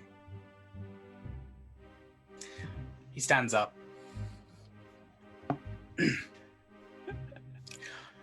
You can, well, you can hide behind me if you wish, or you can join me on the front line, one or the other. I'm pretty tough. Okay. He goes ahead and he grabs the satchel and he puts a grand total of 3 things inside. And that's it.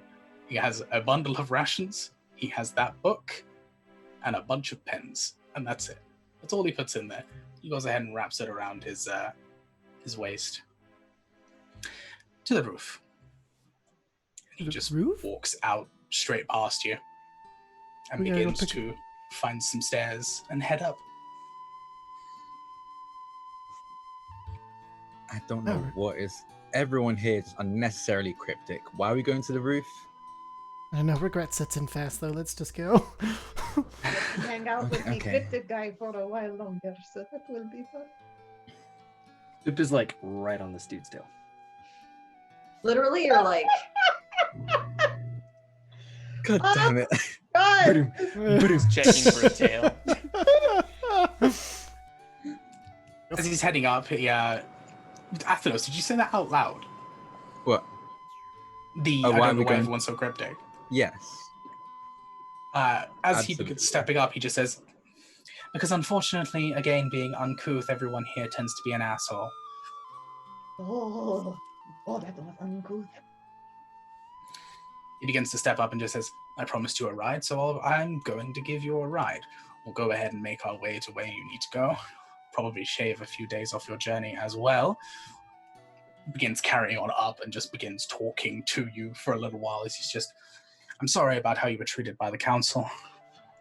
Part of what she said was true, the other part was her just trying to wind you up. She's a pain. I apologize, I know it's frustrating. Just carrying on upwards. Is he slowly turning into a dragon? By chance? That would be awesome. No. At some point, I'm going to go, okay. Could you just tell us what kind of cool thing we get to ride? He goes ahead and steps out onto the roof, looks to you and says, I forgot something. One moment.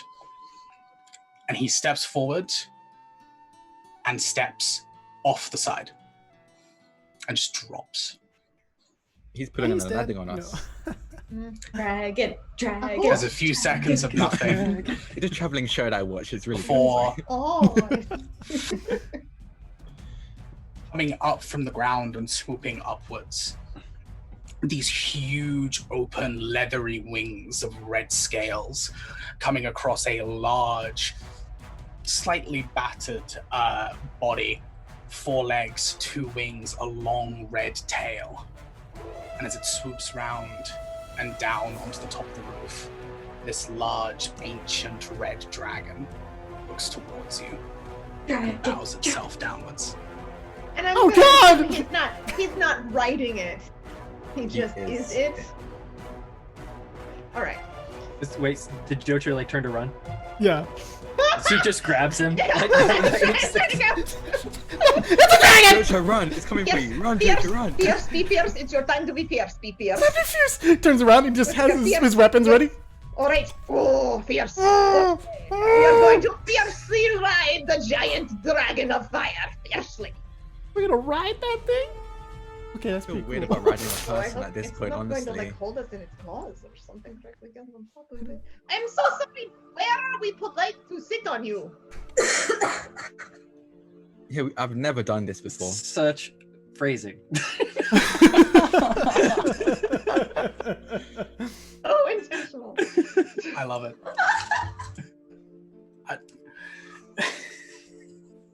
Sorry. Okay, back.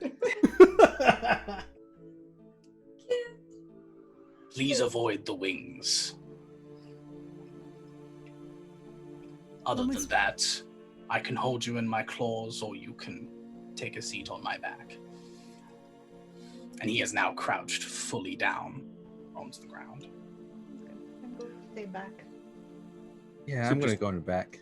Yeah, Orin will like kind of pull Volt up and kind of go right at the base of his neck, like kind of by his shoulder blades.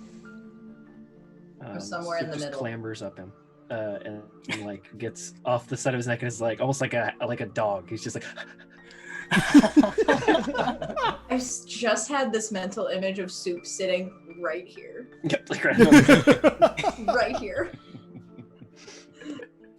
Want to see everything. I want to hear the Neverending Story theme song when the dragon takes off. Right. Yeah! Oh my Ah. Jojo, I Okay. guess it's exciting, but damn, not that exciting. Jeez, calm down.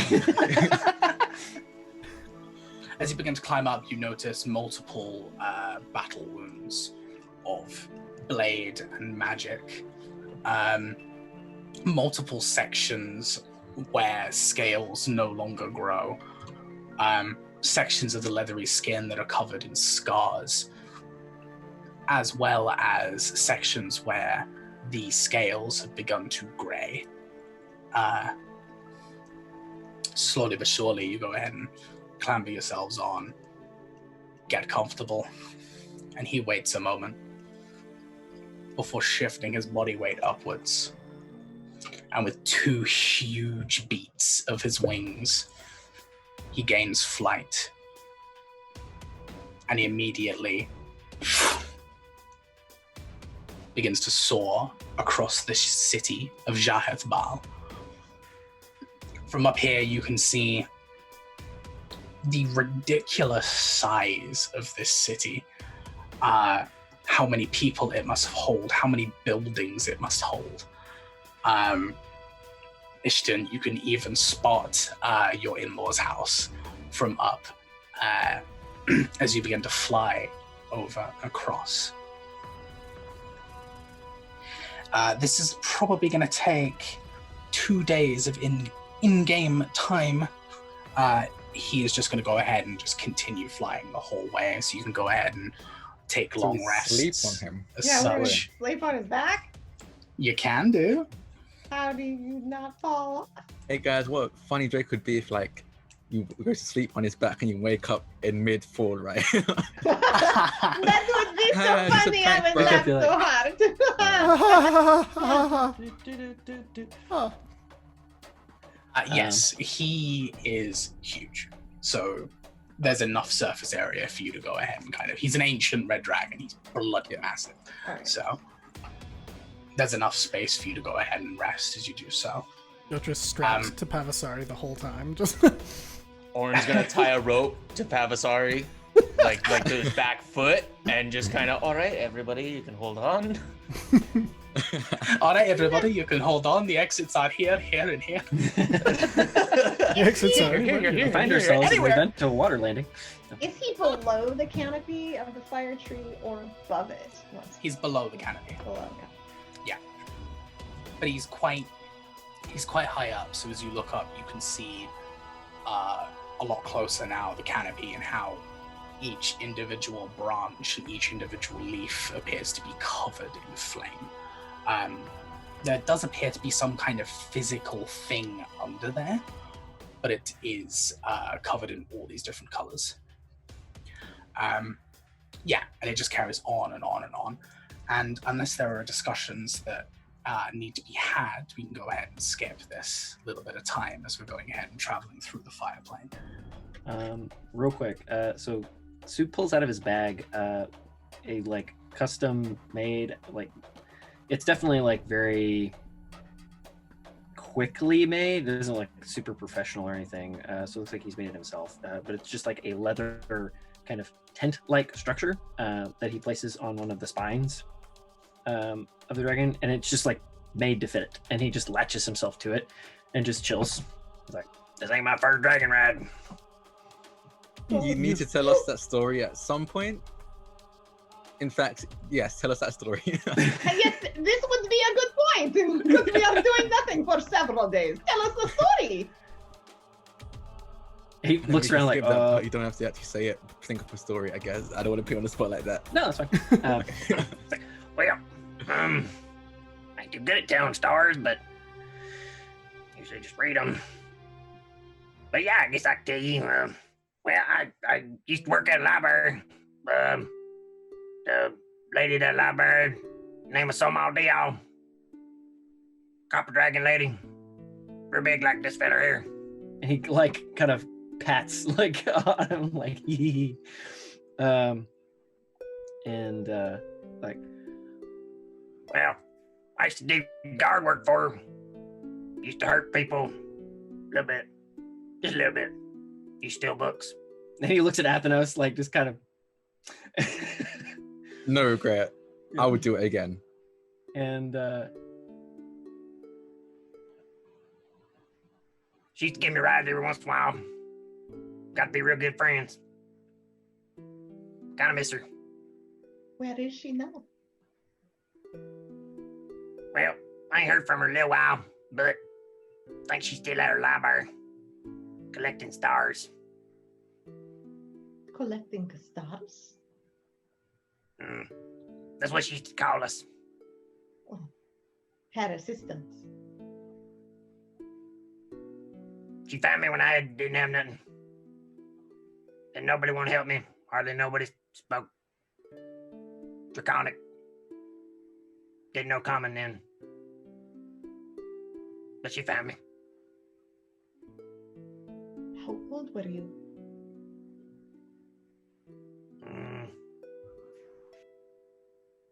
Somewhere around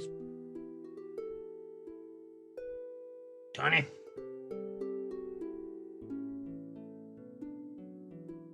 How old are you now? Sorry, go on. I used to keep track, but well, I figured, counting back, about 35. You miss her.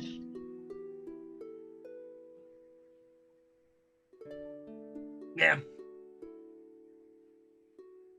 Why did you leave?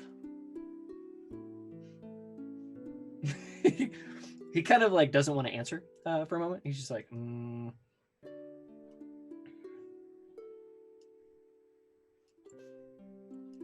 Got bored, I guess. Got feelings about fighting. Used to fight all the time. Missed it. Thought I'd go work it out, learn some stuff. Thought it was just about time to be done there.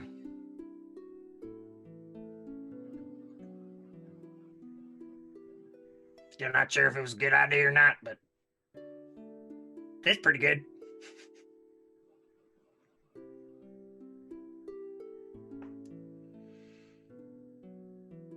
Did you have people before her? Or was she the first to take you in? I mean, have a tribe, I guess. A little while I didn't have nobody now.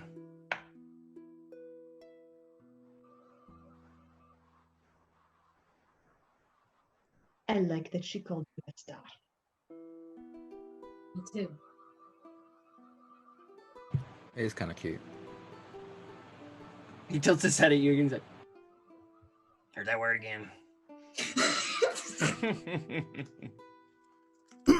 At some point, Jotra is that reminds Jotra, and he pulls out the dress and he starts to start identifying it to see what there is about it.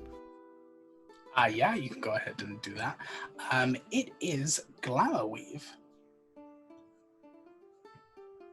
So for those folks that do not know, Glamour Weave is a clothing type imbued with harmless illusionary magic. You can go ahead and put it on create. and does your makeup for you. that is a pretty awesome dress. That was really cool. So you I can mean, have. okay, real talk though, like makeup takes way too long. Like a dress that you just put on, does your hair and makeup for you. Ooh. It's an Instagram filter that you put on. You're just like, bam! Oh yeah! Glamour Weave. I love how Glamour Weave can literally make it look like you're on fire, or create this beautiful pattern that changes, and your first thought is, "Oh, but does it do my makeup?" Yeah, no, does it make me look hot? That's really Hours off my morning. Come on. Priorities. It's like, eyeliner? No eyeliner. Eyeliner? Let's do this today. So yes, it is imbued with harmless illusionary magic. You can use, if it's in combat, I don't know why you would, you can use a bonus action to create a illusionary pattern within the cloth, or you can have a pattern rise from it. For example, wreathing yourself in flame, or creating a canopy of butterflies that forms around you. The fun part is if you make a performance or a persuasion check while wearing it, you get to add a d4. Whoa. Big raid. cool. Thank you, Raiders. Thank you. Well, Hey, holy Oh, hell. snap! we're Whoa! ready to dragon in the fire plane. Oh, yeah. Thank you Hey, for the it's raiders. Cruzo. Hey, it's Cruzo! Thank you for the raid. Nice to see you. And Valdriath as well. Thank you for the Oh, bits. wow. It's very much appreciated. Holy Uh, snap. We are in Thanks the for the fire follows, plane. guys. We are in the fire plane. We are riding on the back of an ancient red dragon, chasing a god. And they are level 5. Like you do. NBD. Normal stuff. And they've just found out that they have managed to snag a dress made of Glamour Weave. So charisma or performance or persuasion checks. You can roll a d4 and add it once per day, which is pretty snazzy. Would I know that it being magic, will it adjust size to whoever wants to wear it? Ooh. Well, there's only one way to find out. So Jotra's going to take the dress. He's going to be like, well, Soup, I promised I'd put it to your size. Do you want to try it on? Oh no, Soup. Soup left. Okay. He's Soup gonna fell off the dragon. So Jotra is just gonna look around, put the dress on over his head to see if it changes size. He's just gonna stand there, and the dress is gonna, I assume, first be super long, covering his Pavasari giant metal turtle under him. He's like, And you expect it to be this nice, delicate, beautiful process. It's not. It just suddenly fits to your frame and then kind of comes outwards a little bit. Jotra is in a beautiful white dress. Yes. It's very magical. And we can't hear you for some reason. Go around to make it flare. Okay, and he's kind of spins around, and then he's like, oh, minute, and he tries to do the illusion. He just tries to make stars shoot up off of the dress. And there's little almost anime-esque stars that just kind of Magical off of girl you, spread stars. outwards. Does it get better than this, folks? The answer is no. And we're riding a dragon. We're from D&D to magical girls. I'm up for it. I'm here for it. Magical girl I would transformations. just like to say I'm way more excited by the dress than the dragon. That's just whoa, damn. I could look good in that. You know? Yeah. Okay, cool. And then I'm so just Jotra, seeing Jotra gets Soup's attention. He's like, so it'll fit you if you want to wear it. As and he kind of starts to shoof it off of his head and hands it over to Soup. And as you let go, it immediately back to its original. What did it do? Oh, it magically sizes itself and animates stars fly off of it. And then I took it off and I'm handing it to you because it was your prize. Ooh, okay. He takes it, looks at it, and it's just he looks at his armor. oh no. He tucks it away. He's like, Think I got a good use for that. Let me know if you need any help. I like to. It's cool. I'm so curious. he kind of just eyes you. He's like, mm-hmm. Your mic's doing the thing again, Jen. We can't quite hear you. Still, Really quiet? Is it doing? Yeah, it's super quiet on the set. yeah. Jen has a new laptop. It's strangely quiet. We're for working a out the while. kinks. Yeah. We're working out the kinks. Slowly but surely. So this ride continues. Nothen carries onwards. Oh, Takes I had a real quick question. So, there's something I wanted to work on. It's just a pair of rings. And so. you still have a bunch of scrap metal and wood, so Yeah, exactly. And they're Yeah, just you gonna can be. go ahead and make It's just gonna be simple bands, and then Jotra in every language he knows, which is gonna be Common, Dwarvish, Gnomish, Sylvan, and Undercommon. He's just gonna write friends inside and out of the bands, and he's gonna make 2 of them. gross. Cute. I know. Gross.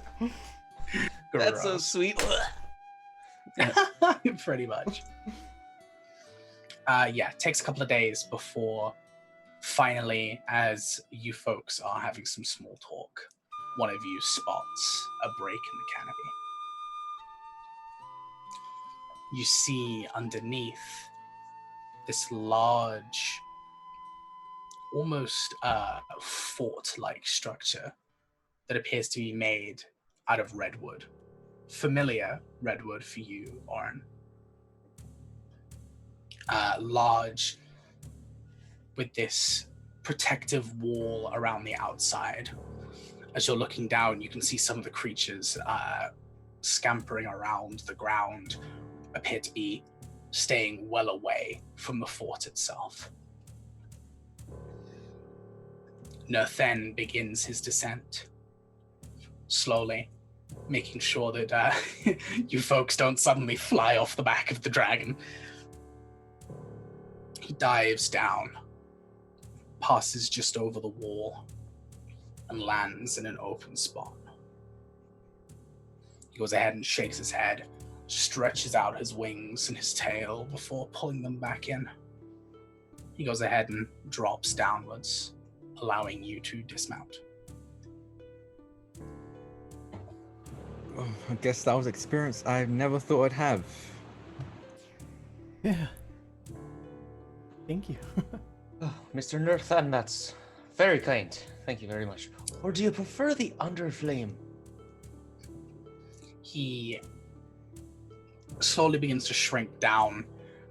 You watch as his front legs begin to turn back into clawed hands, then back into his regular self. His back legs begin the same. You watch as his wings collapse down into his shoulder blades and slowly come back in. He stands himself up, begins to dust off his shoulders. Underflame is a title that I earned. Nerthen is my proper name. Looking around to see if there's like a primordial goddess. Yeah, can we just see one like chilling, sunbathing and stuff like that? I don't feel know. like she'd stand out. Just a little. Look for the So- pillar of flame. Yeah. So as you land, you take a look around. There is the wall which is keeping out the creatures on the outside, although they appear not to be going near it anyway. Other than that, this entire area is completely empty. And then there is the fort itself. As you look inside, there's no door, it's just open. There is one singular room, and there appears to be an anvil in the center. You see an individual. She begins to walk forward before her hand turns into molten lava and slams against the anvil. You watch as it pours and pours and pours, and she lifts her arm outwards. The lava begins to change into the shape of almost a person, but not quite. She begins to pull up. Let's go. The formation begins to complete itself. And as it does so, this molten lava humanoid steps up and down and walks off to the left. You watch as she slams down on the anvil again and begins the process anew. Oh, that's probably not good. Wait, is she making Smithing another fire herself? person? Is there like a series of fire people that she's making and like sending around, or is it like lava people? Yeah. Yeah, so it's like black stone mixed with kind of like the molten cracks in between. They're not 100% humanoid, like they're kind of blobby. Like golems. They're kind of yeah, okay. exactly. And then they walk off to the left and out of view. And then she's literally slammed down and is beginning to make another one. Orange might be your person. Perhaps you should talk. And I'll kind of lean into Nerthan and do you think it'd be alright if I approach, or should you give warning first? He stares towards you. That depends. You think you can take a fireball from her? We're all gonna die. Why don't you go first? nods, steps a few steps forward, up the stairs and into the fort itself. You can still see the very top of her arm as this creature manifests, walks away to the left. You hear, Sispy, I've come to...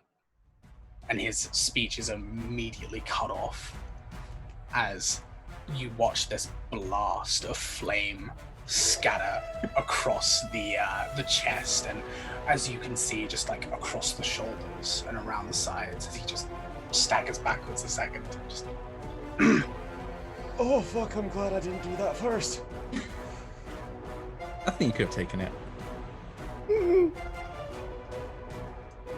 He takes another step forward and repeats himself, as again struck by another fire. Steps forward, repeats, and this happens a few more times. And every time he's hit, the flame changes color. At first, it's kind of like this weak yellow, which turns to orange, which turns to red, which turns to blue in the final strike. And you watch as he actually drops to a knee, pulls himself back up.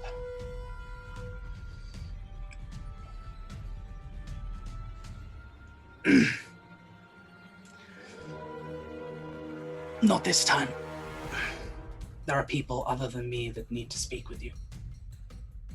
And if you'd have just let me finish my sentence, I would have been able to tell you that. He turns and beckons. And as he's beckoned you, you notice that he's actually grabbed her arm that was launching these blasts. You watch as his skin is sizzling as he goes ahead and pulls it downwards. Beckons you again. Deliberately standing in between you and her. Can I get a read on the nature of the relationship between the two? Like, there's something familiar and friendly and also sort of antagonistic, but maybe for fun and maybe not. Like, I'm just sort of trying to figure out what I'm seeing. Are they spawning like Ishin and Ton? Right? Right? I don't know what you're talking about. It was a spider, guys. There's a spider on him. That was it. A huge lava spider. No. There is a familiarity. There we go. I got there. Between the two individuals, there's definitely more history than just counsel. Affection? Roll an insight check.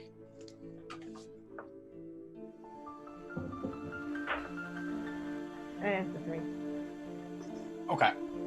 Wait, did he roll on that one? No, a 2. Oh, damn it. I know. I would have said. Yep.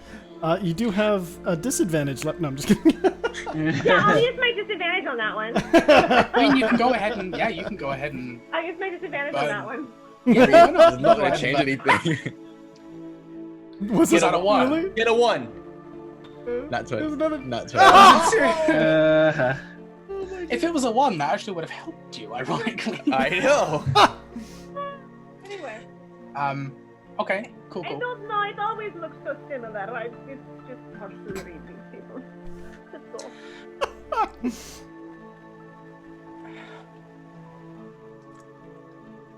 It's hard to read because you can't see either of their faces right now.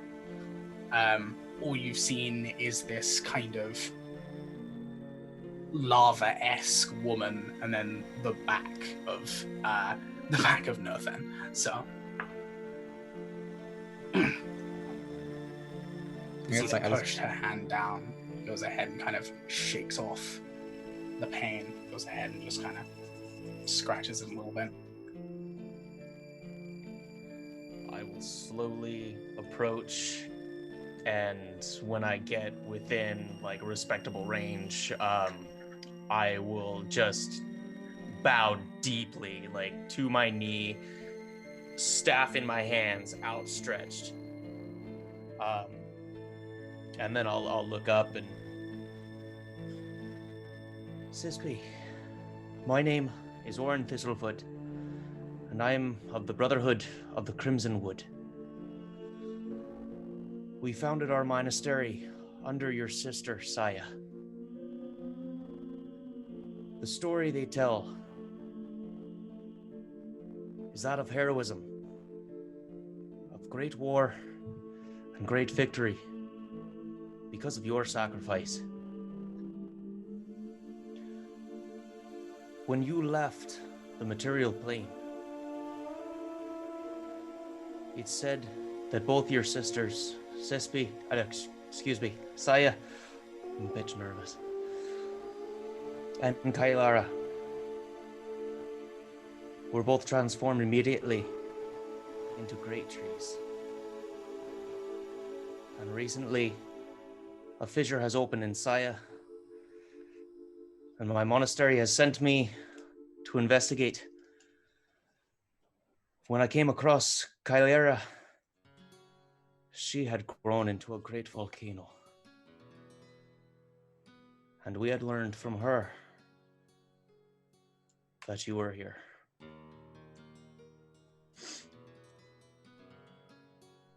She very much would like you to return, so the three can be one once again.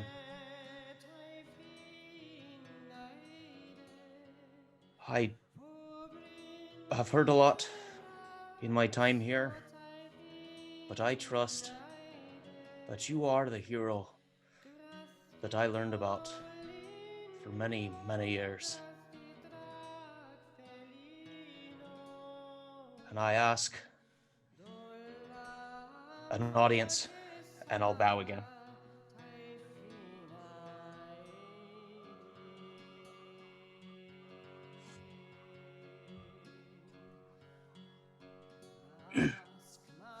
She takes a few steps forward and places a hand on your chest where your tattoo lies.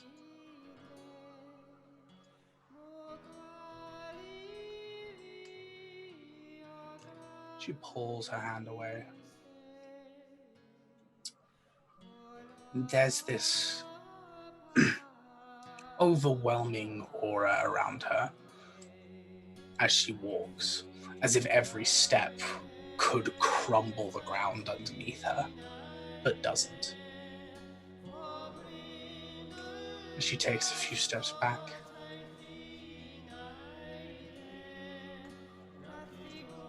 You wear our mark. Aye. The Brotherhood uses it as a symbol of a devotion and also a way to channel the energies that flow through all three of you. And he'll cast Saya's touch on his hand, and it'll just engulf. And the tattoo of the tree actually glows, and the energy flows up to his arm, to his hand.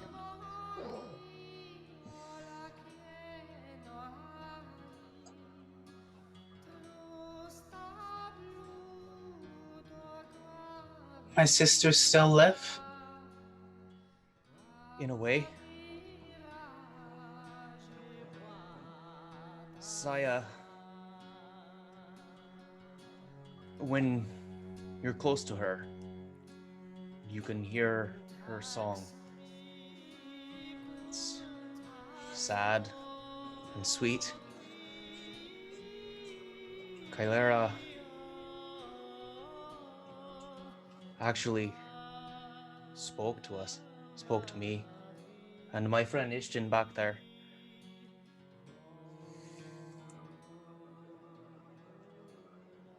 So yes, but they need your help.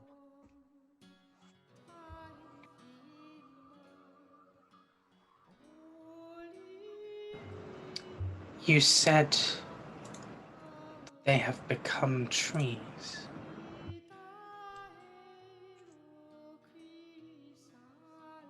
Aye.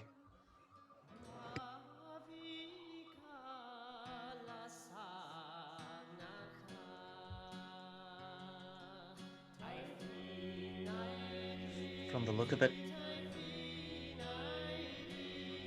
you have a similar situation.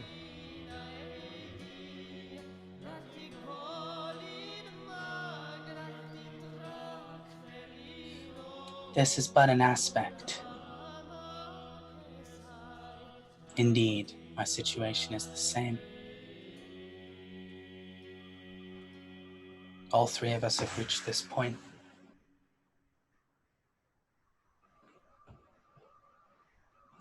I couldn't find them.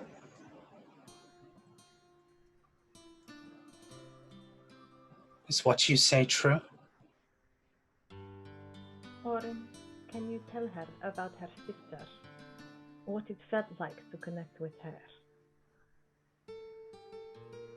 Or I will tell. I can only speak for how I felt.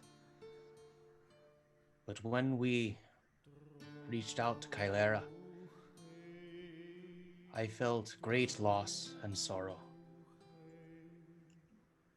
She misses you dearly. It was one of the greatest pains I've ever felt in my life. Like a scream and a sob at once that never ends.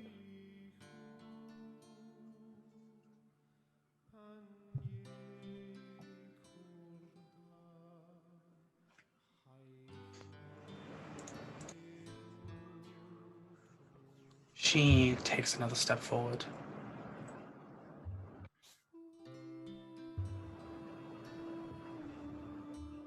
Step here.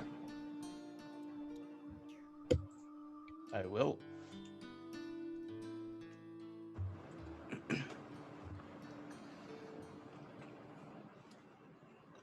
She looks down towards you.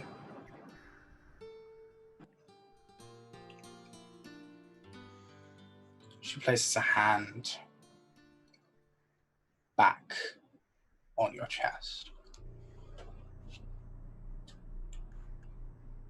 Suddenly you see flashes of your life. Your time in the monastery, your time learning combat. The image of these friends that you've made along the way, seeing Kylera, leaving home, all of these images, all in the wrong order, but all popping up here, there, and everywhere. And then you see other images mixed in. You see images of a fiery battleground. You see images of the fire plane. You see images of the three sisters. You see images of another figure. You see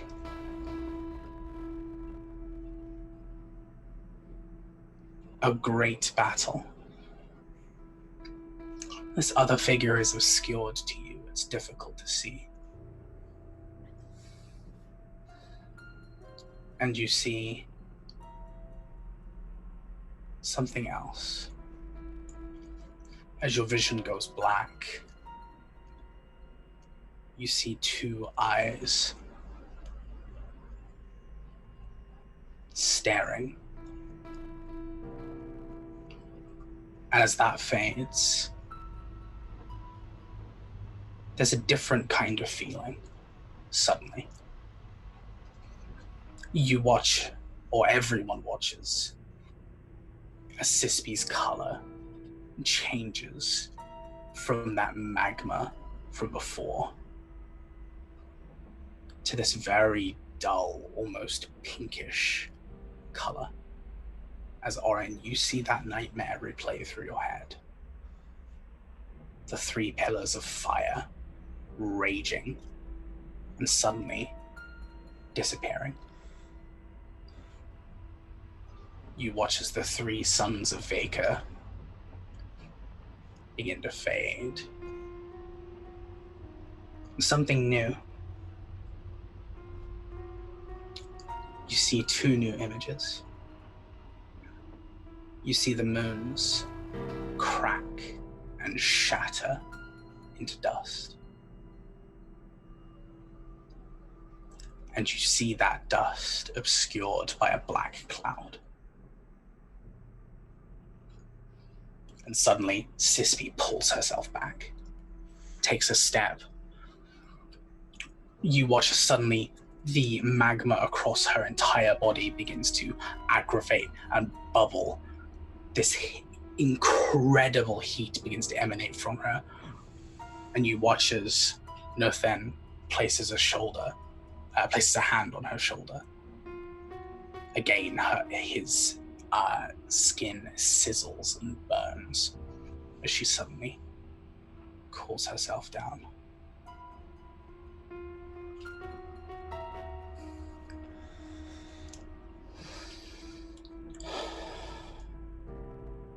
This is all wrong.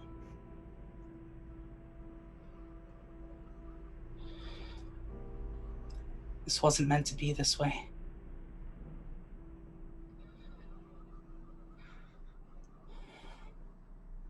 What was that?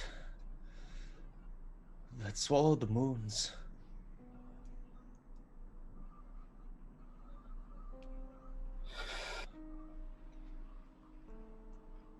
I don't know.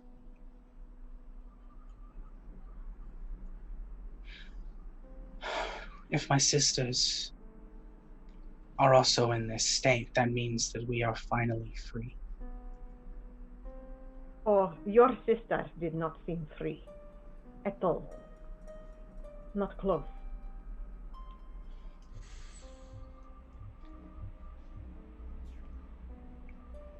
Free from the aggression. Free from the war.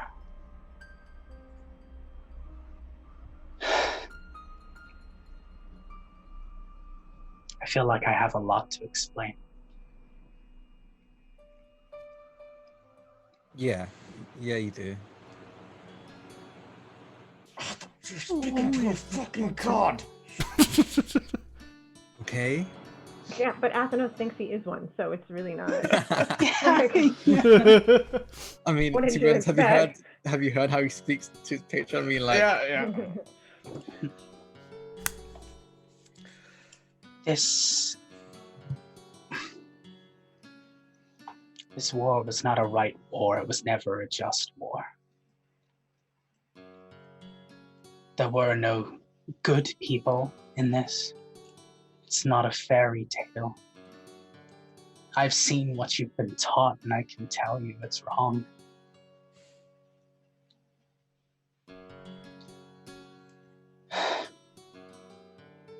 We thought the fire plane was going to invade.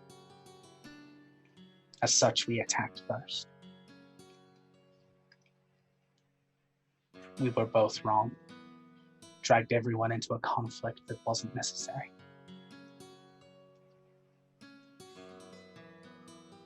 We were seen as killers, whereas we saw them as a threat. The whole deal that was made was for peace. But I couldn't let it go.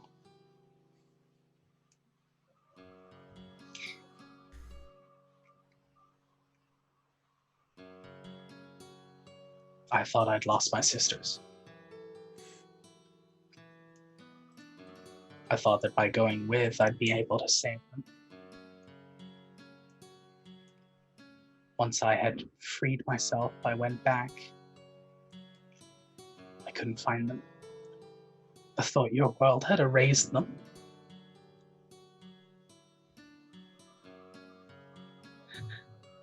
Oh, they are still very much alive, but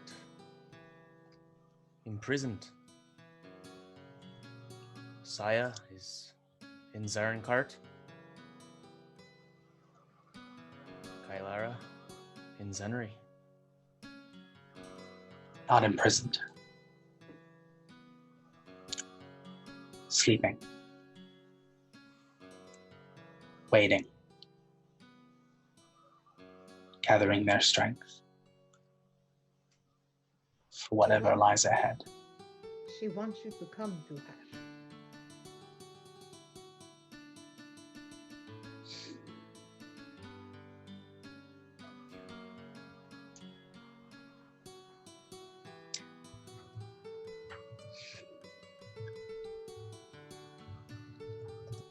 I have already lost one sister. I do not wish to lose my other two. We heard one of the members of the council suggest there was a fourth sister. And I have never heard anything of it. I've only heard of the three of you. What happened? She erased herself from the story, so to speak.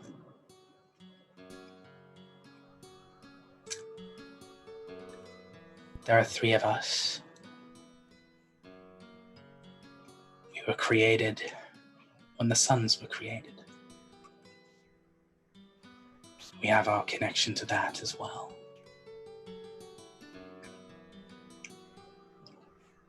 We wish to protect this world.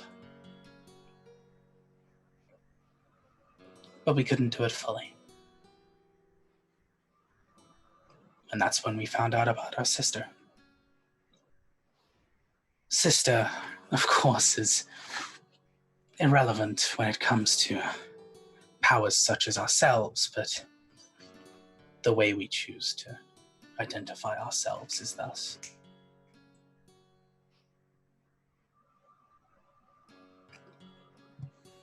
When the war broke out,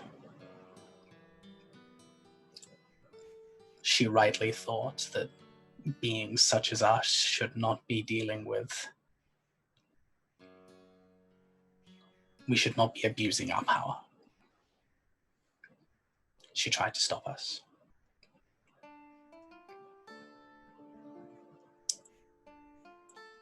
And so we did what had to be done. She was cast away. So, did she erase herself, or did you erase her? If you are asking if we killed her, the answer is no. You cannot kill a power. That's why I did not ask. Erased. You said erased. Who erased who? She was ashamed of us, and she wanted nothing to do with us. As such, she vanished. I suppose it was a bit of both. In our anger, we went ahead and removed a lot of her influence. Well, it has nothing to do with our business, I think. Your sister wants to see you.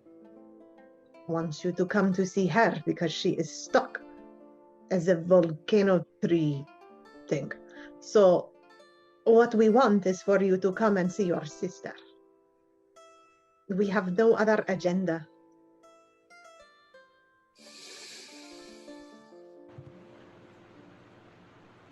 Just interdimensional messenger pigeons.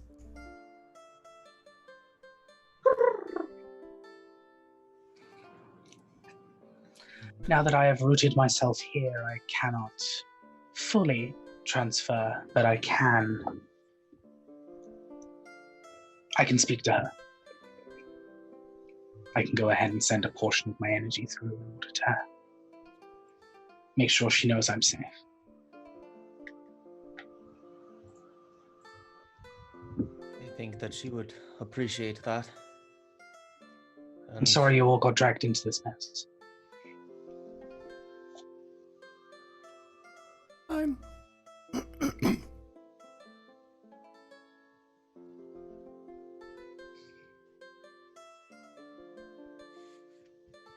hold on, wait. So apparently you went to visit. You went to the material plane, and you say you couldn't find your sisters. Did you not know that they might have been trees as well? Not until what Oren has just revealed to me. And do you know why you are a tree? Or why trees? And why did separating you turn you into that?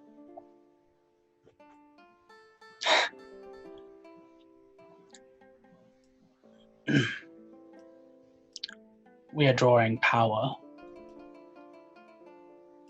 from the one who gave us our original quest. Who's that? The one who lurks below.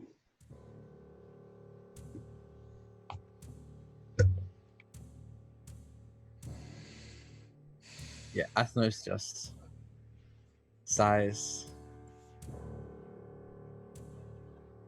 Okay. And all of this army that you're building, to what end?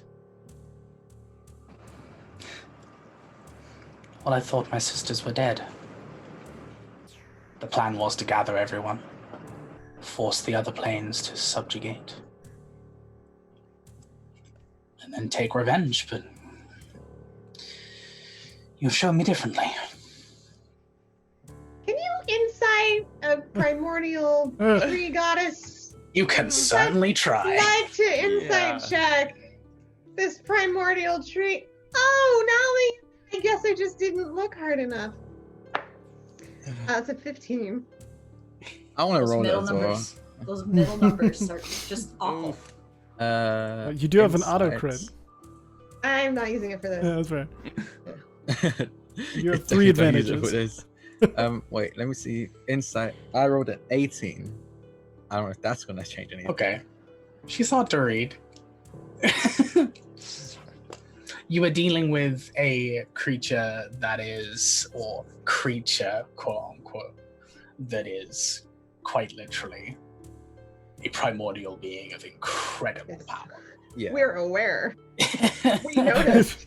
Which As is such- why I'm a little bit like, you could not find your sisters. You were going to invade a bunch of other planes. But now we came and said, hey, we saw them. And you're like, war's off.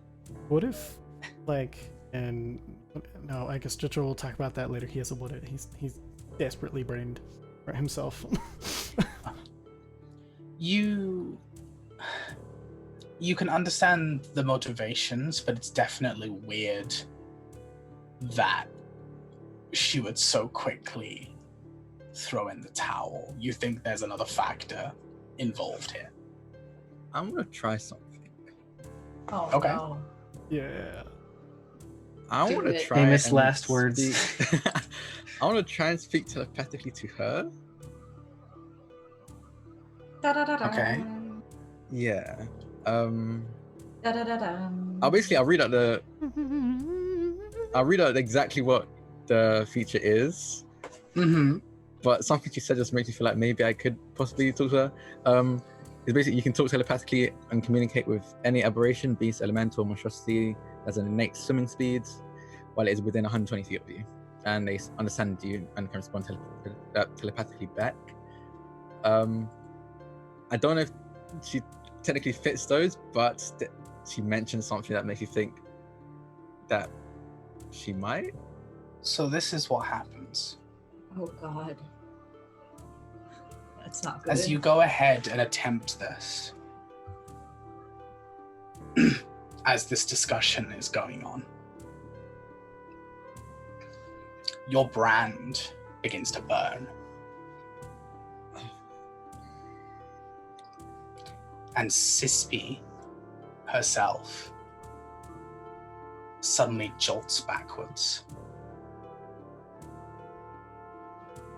as you see a blue branding around her wrist begin to burn. furiously. The one who lurks below. Yeah, no. Oh yeah, Yeah. the only thing that could really stop her from seeing her other sisters, they were there.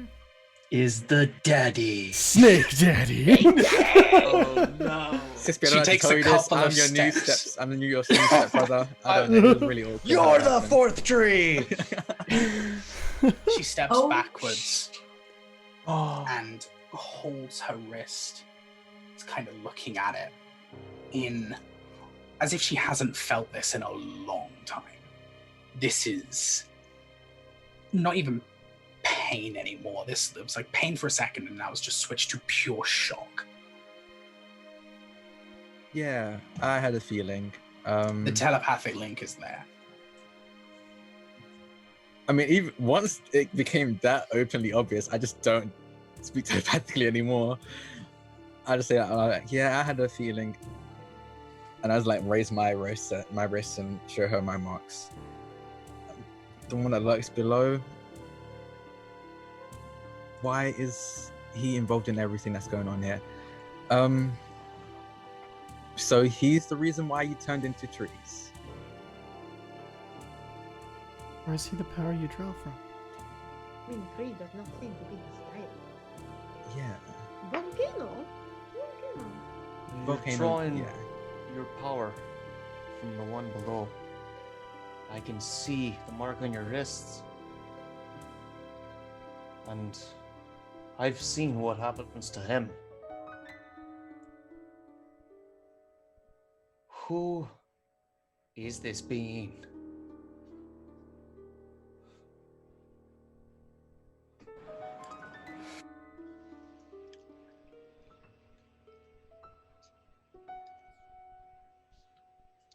The four of us were in service to him. Not by choice. Sounds about right. We were simply overpowered. Aeons ago.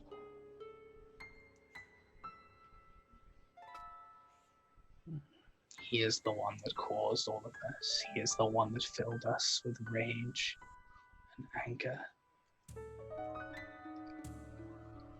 We chose, after seeing,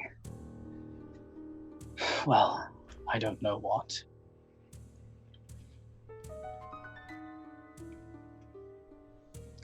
We chose to root ourselves down and draw as much power from him as we could in order to prevent what is going to happen in the future. You showed me a lot, Orin Thistlefoot. But the one thing that did not surprise me was your end vision. I do not know what it does. I do not know what it is. But I know it's coming. For those of us without special psychic dreams, what is coming? Very concerned as well. Thirded. The suns are going to be blotted out of the sky, and the moons will fracture and crumble and be swallowed by blackness. Okay. That is what I saw. I think that is a literal thing. If the stars go out, so do we. Yes, If the moons crumble, then any chance of us finding our sister is lost. But what I mean is it literal? That something is threatening the suns and the moons? I can only go by what the visions have seen. All the visions we have seen, I'm not entirely sure. Even we are not infallible. Are you Fey in origin by any chance? Are you Fey in origin? You're much older than Faye. You were guardians of plants before there were things here to guard, and Athenos being Yuan-Ti, what if he uses aspects of yourself and so you turned into trees because you were guardians of what there was here before, and he manifests as a snake? What if it's the fire and the magma that is the manifestation, and the rest is through the power that he steals or uses from each of you? Maybe that's why the connecting thing is magma? Also, the sun going out would be bad. How do we stop that?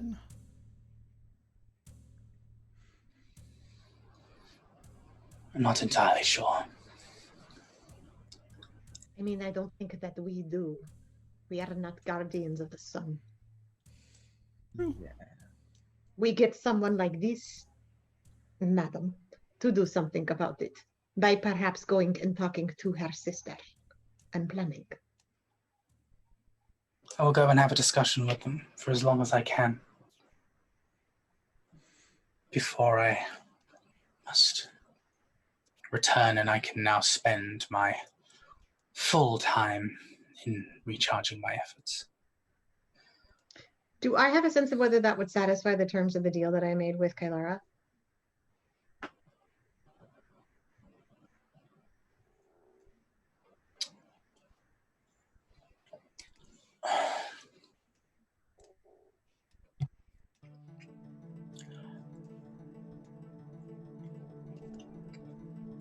It wouldn't entirely, as Kailara did specifically say to bring her back. However, primordial creatures like these, they're not like Fae. Like those kind of contracts, there are changes in circumstance. If the sister was to go back and say, I have to stay, it's not like a Fae where it'd be like, oh, well, it's not exact, so, broke the contract. I did what I needed to do. Okay. Mm-hmm. I mean, I did it. It's not like anyone else helped. She looks confused. She looks drained. As she stares now, she stares at Oren. Just nods.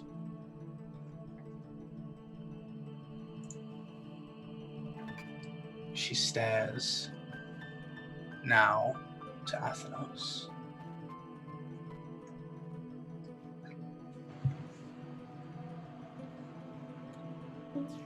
Be careful.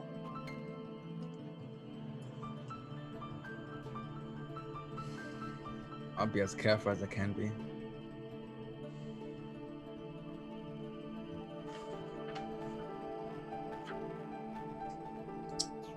The one who lurks below.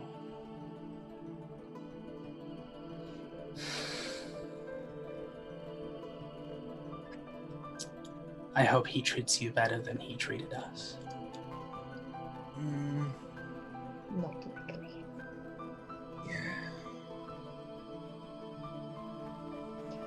Had you a way of escaping him, what would you do? Have you explored? Do you know what would be a dead end? What can he do?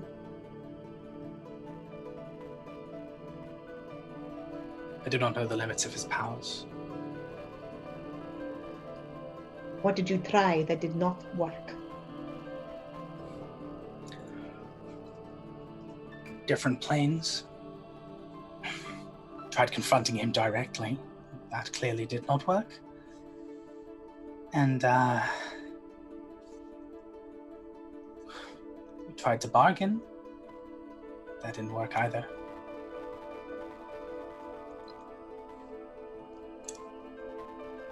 We don't know his motives. We never did.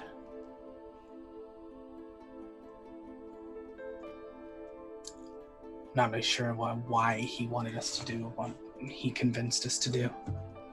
So I guess what I'm saying is just...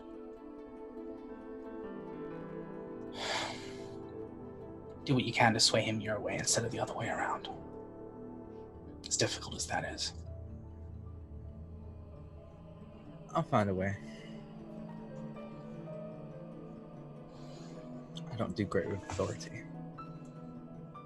She begins to kind of trace across her wrist, just being careful.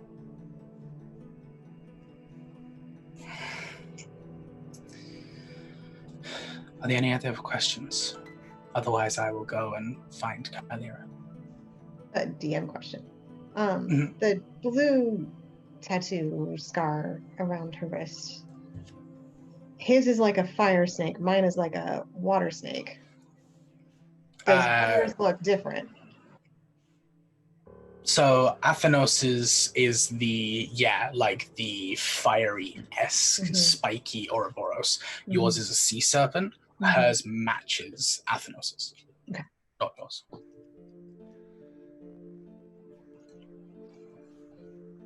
Oh, okay. I might regret this. Yes. Could you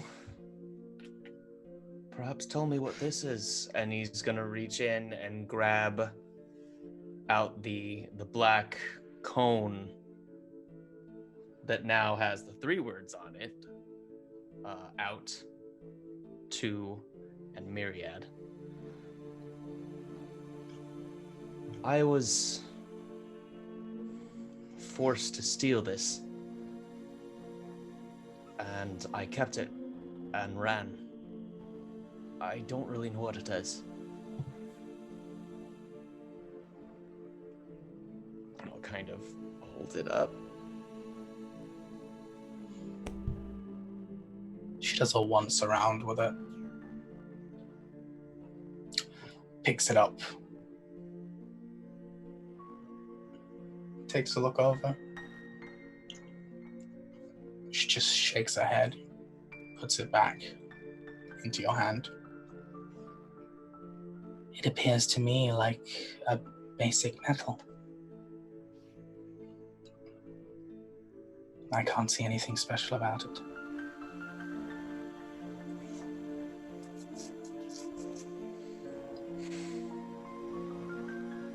All right then.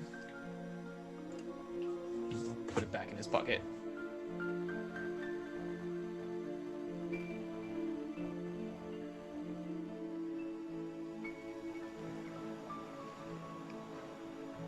Any other questions or queries? Otherwise, I shall go. You ever seen this before? When he takes out the like redwood arrow. It is redwood. All of our current forms are made out of it. May leak into a few of the surrounding areas.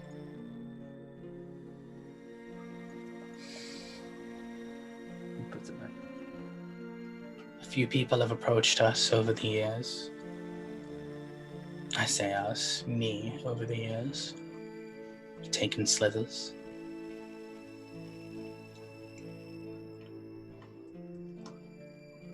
You think you could trap that lurker guy?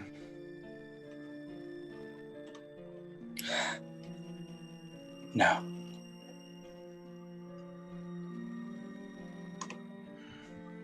What about with the 3 of you combined?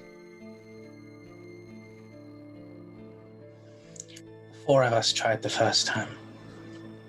We all failed. Even now, I'm not sure it would make a difference. So we take from him what we can and go from there. Since you might change your plans, what are you going to do with all the people you were making?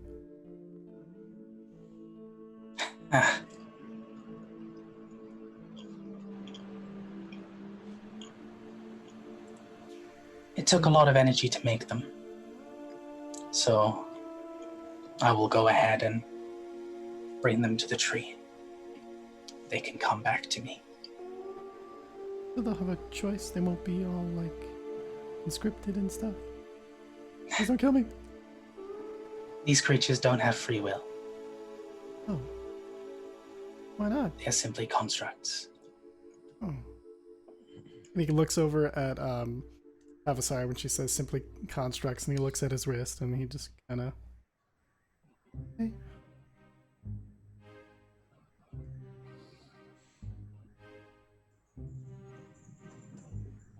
She waits for a while longer, seeing if anyone wishes to say anything else. Maybe we'll get If big not- and strong like you. We'll come back.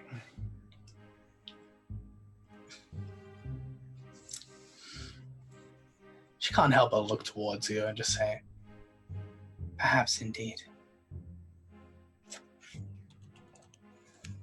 She walks over to Nathan. Thank you.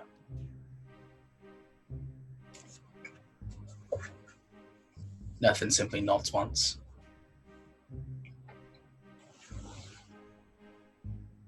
And like a candle against the wind, Sispy vanishes. Oh, well. Oh. Well. Jotra's gonna after she's gone, he's gonna look down. He's gonna see if there's like any like metal slag or anything on the ground. Now that he thinks of it, he's gonna just pick up one if there is something, and then kind of pocket it.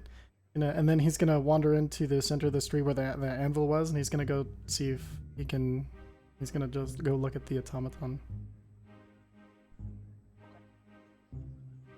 Roll a perception check for me.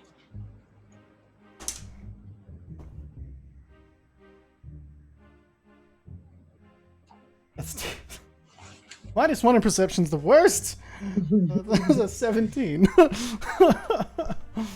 Is the worst. I got a 17 anyway, though. I rolled an 18, and you're like, yeah, I'm gonna get some. It's a 17. There you go. Yeah, good. minus 1 wisdom. Great. That's still enough.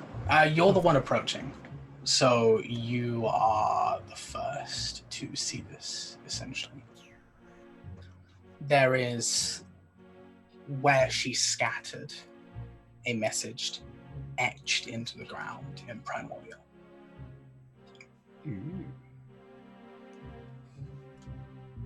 It says something over here.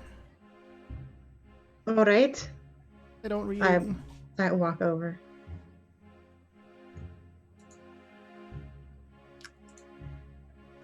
As Jotra, you check the automaton on the anvil. It begins to just scatter and crumple into dust. Not complete fully yet, it seems. With Sispy's disappearance, it just fades away. I didn't do it. I didn't. He kind of like starts to pick up the pieces of it, like just panicking for a second. Like, It's okay, she's fine. She does not care. She's not using her army right now. okay. And Ishton, are you the only one stepping over? I check stepped this over. I don't know if message. anyone else did. I'd walk over. No, Not that I I could wouldn't. read it, but I would have just followed. Yeah. Curious. Same. Etched into the ground, marked with two familiar heads of two familiar snakes. That's I don't know what you mean by that. Sorry. So, the Ouroboros, there's an Ouroboros on either side of the message, is what I meant to say by that. Sorry. Thank you. It's okay. Too descriptive. Made no sense. Yeah. So there's an Ouroboros marked on either side of the message. And it simply says, beware, Endometeor Talon, the one who lurks below. Beware and what? Endometeor Talon. The name. Yeah. It's a long ass name. Endometia? It's a long ass name, and I don't blame you. Yeah, please write that somewhere. No idea what you just said. Uh-huh. I still don't That's know. why I Joe's never Tavern. say the Okay, name. got it. That's secretly the real reason why I never say my patron's name. I just can't pronounce it, guys. I'm really After worried. those, do you? It's a. I don't know. So I the don't know mito- if it's a dialect I don't speak or what this is, but you can come to read this. It's the The mitochondria is the mitochondria power is the cell of the powerhouse. warlock. Yeah, exactly, guys. Who came up with this name? Demetrius. I don't know. Some guy named Ray, I think. I don't know. Yeah. It's Wow. really weird. Grounded. Just some guy. Do you even know? Ray is amazing. It's because it is primordial. It Like the actual means- name itself is primordial. Yeah. And, So yeah, Mendian. Arthanos would probably come at that point if Ishin actually does call him over. Yeah. Yeah, he comes over and just reads it. It's like, I mean, well, duh. it's a lot. It's most people. The few people who know of this being just refer to him as the core snake.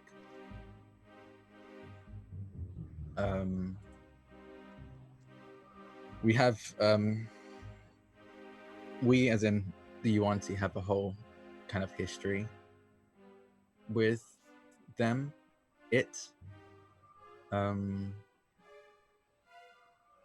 Yeah, I can explain that another time. But he's the core snake, old primordial being that hasn't showed any signs of like any evidence of activity until recently, apparently. And I point at my wrist. At the risk, Athanos, of making your head so big it explodes. The last he chose were these goddess beings, these powerful entities across planes. And then you.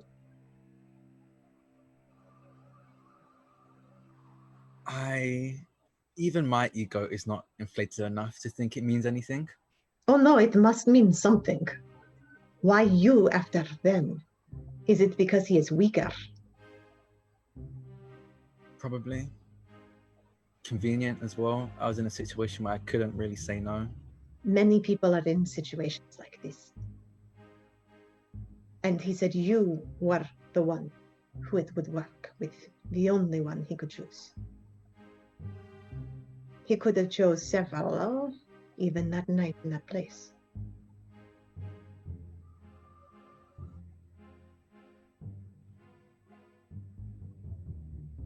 That's why you can't find.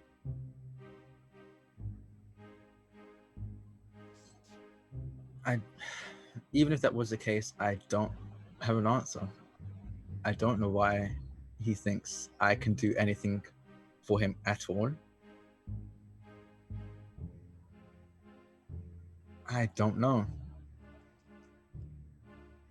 If I did, I would change it as quickly as I could, because I really don't want this. I think he is weaker. Probably. Something has weakened him, and if we find out what it is, we can weaken him further. What if it's the sisters? They did say they were drawing as much energy from him as possible. Well then. Didn't he want you to set him free? There's something binding him right now, right? That is not what he said. Oh, okay, good. Yeah. All I know is, honestly, I'm learning. This is all new information to me. At this point, we're very much equal in how much knowledge we know about this core snake thing, because I don't know. Do you want to share from the vision? I would answer your question.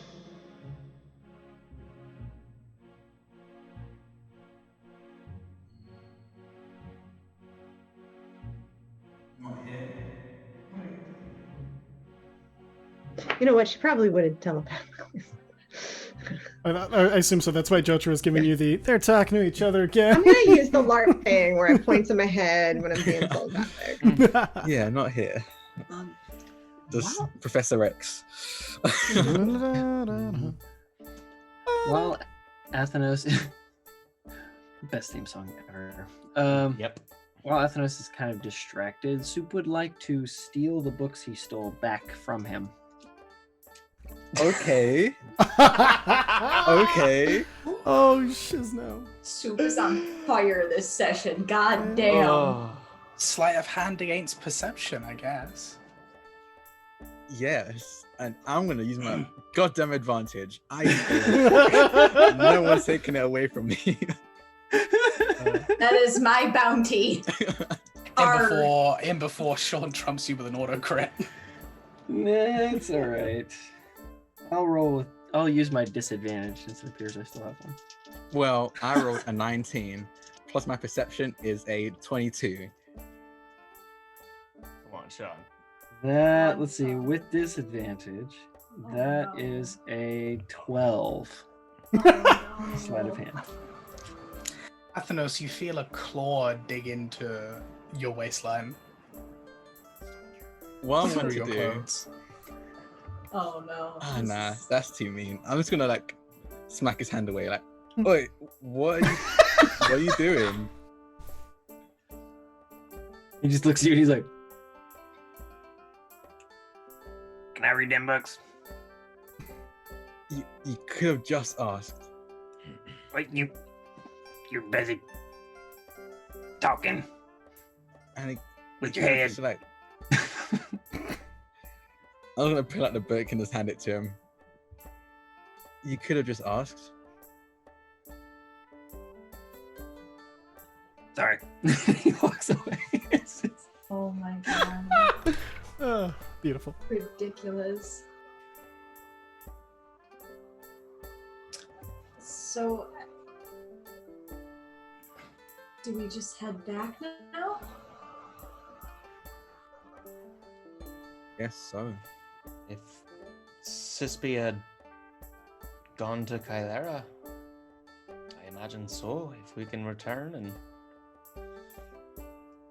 Is that actually? Oh, yes, Ishton. I'm gonna turn to what's his name, Nerthran. Nathan. Nerthran. Nerthran. Nerthen, yes. Can you take us back to the material plane? Is that like a thing you can do, or at least know someone that can? Our riders didn't come with us. I know someone who can. Are they back in the city?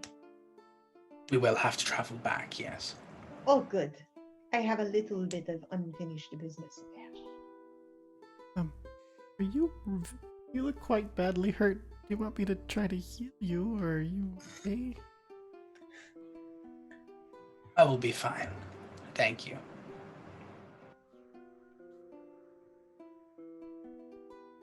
And as this message continues to burn into the ground, almost through it, as it begins to burn down and down through the ground itself. Eridan, I want you to make a wisdom save. Ooh. Oh, that is absolutely a no. Oh no. Oh, I have a +6. That doesn't save me though. That's a 9.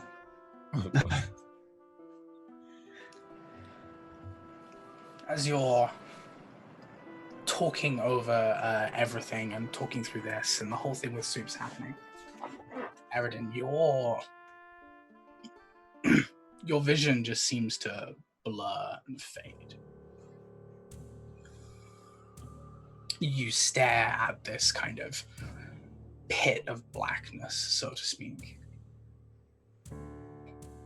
And you see this strange vision of 4 pillars of fire. One of them fades, splits into 2. As that vision fades, you find yourself suddenly hearing the sound of combat drills in the back of your head. You hear some sounds of battle. You hear screaming. You hear the word no from yourself screamed at the top of your lungs. And then you're brought back to where you're standing. Just as you see Soup try and steal the books, I think. I sway on my feet and I put my hand on Jotra's shoulder.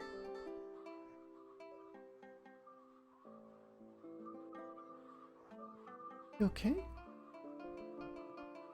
Brings up Ashtalora.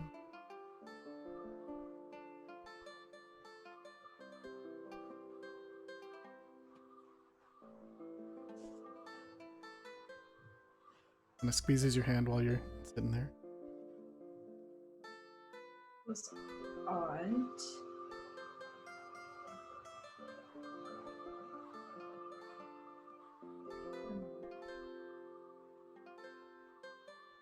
Orin, how many pillars of fire did you see? 3. Did you see a fourth one split into 2? No, the 3 pillars erupted, and then a blackness swallowed the moons and the suns.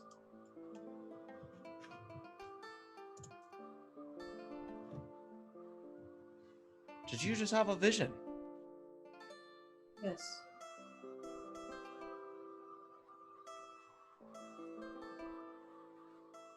Four pillars of fire, one fades and splits into 2.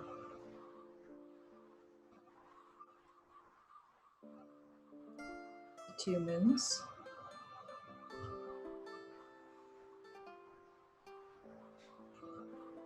Certainly could be. I don't know what to make of that. Neither do I. Visions. Yeah. You never know what to make of them. There is nothing you can do about it. We can't go guard the moon. We can't go walk around trying to put out pillars of fire with buckets of water. There is nothing we can do other than go, oh, that was weird. And then go about our business. Pragmatic. He's got a point. Yeah, we'll visit. And I'm there. Blue fire guy. And, the lizard guy. They said something about that fourth sister. Fourth tree. Why do we care? Yeah, are we just here gonna go back and get that piece of the wheel, right? Oh, that reminds me. I have my IKEA steering wheel to finish. I think Wait. maybe some answers can be found, but they don't seem the type to give any answers. I mean, ask them if you want to ask them. I'm just saying, what difference does it make? That is, far above any powers that we have or might gain. I don't know. Knowing things seem to make a difference. Look, the big lady. Sometimes it does, and often it does not.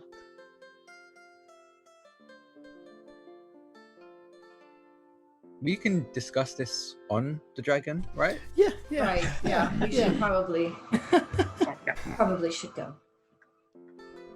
Nathan just laughs and just laughing to himself as he goes ahead and leaves. The message continues to burn into the ground. You can hear the sound of footsteps as you begin to leave. As you turn, you see, in single file, these automatons begin to leave the room and leave out and appear to be stepping towards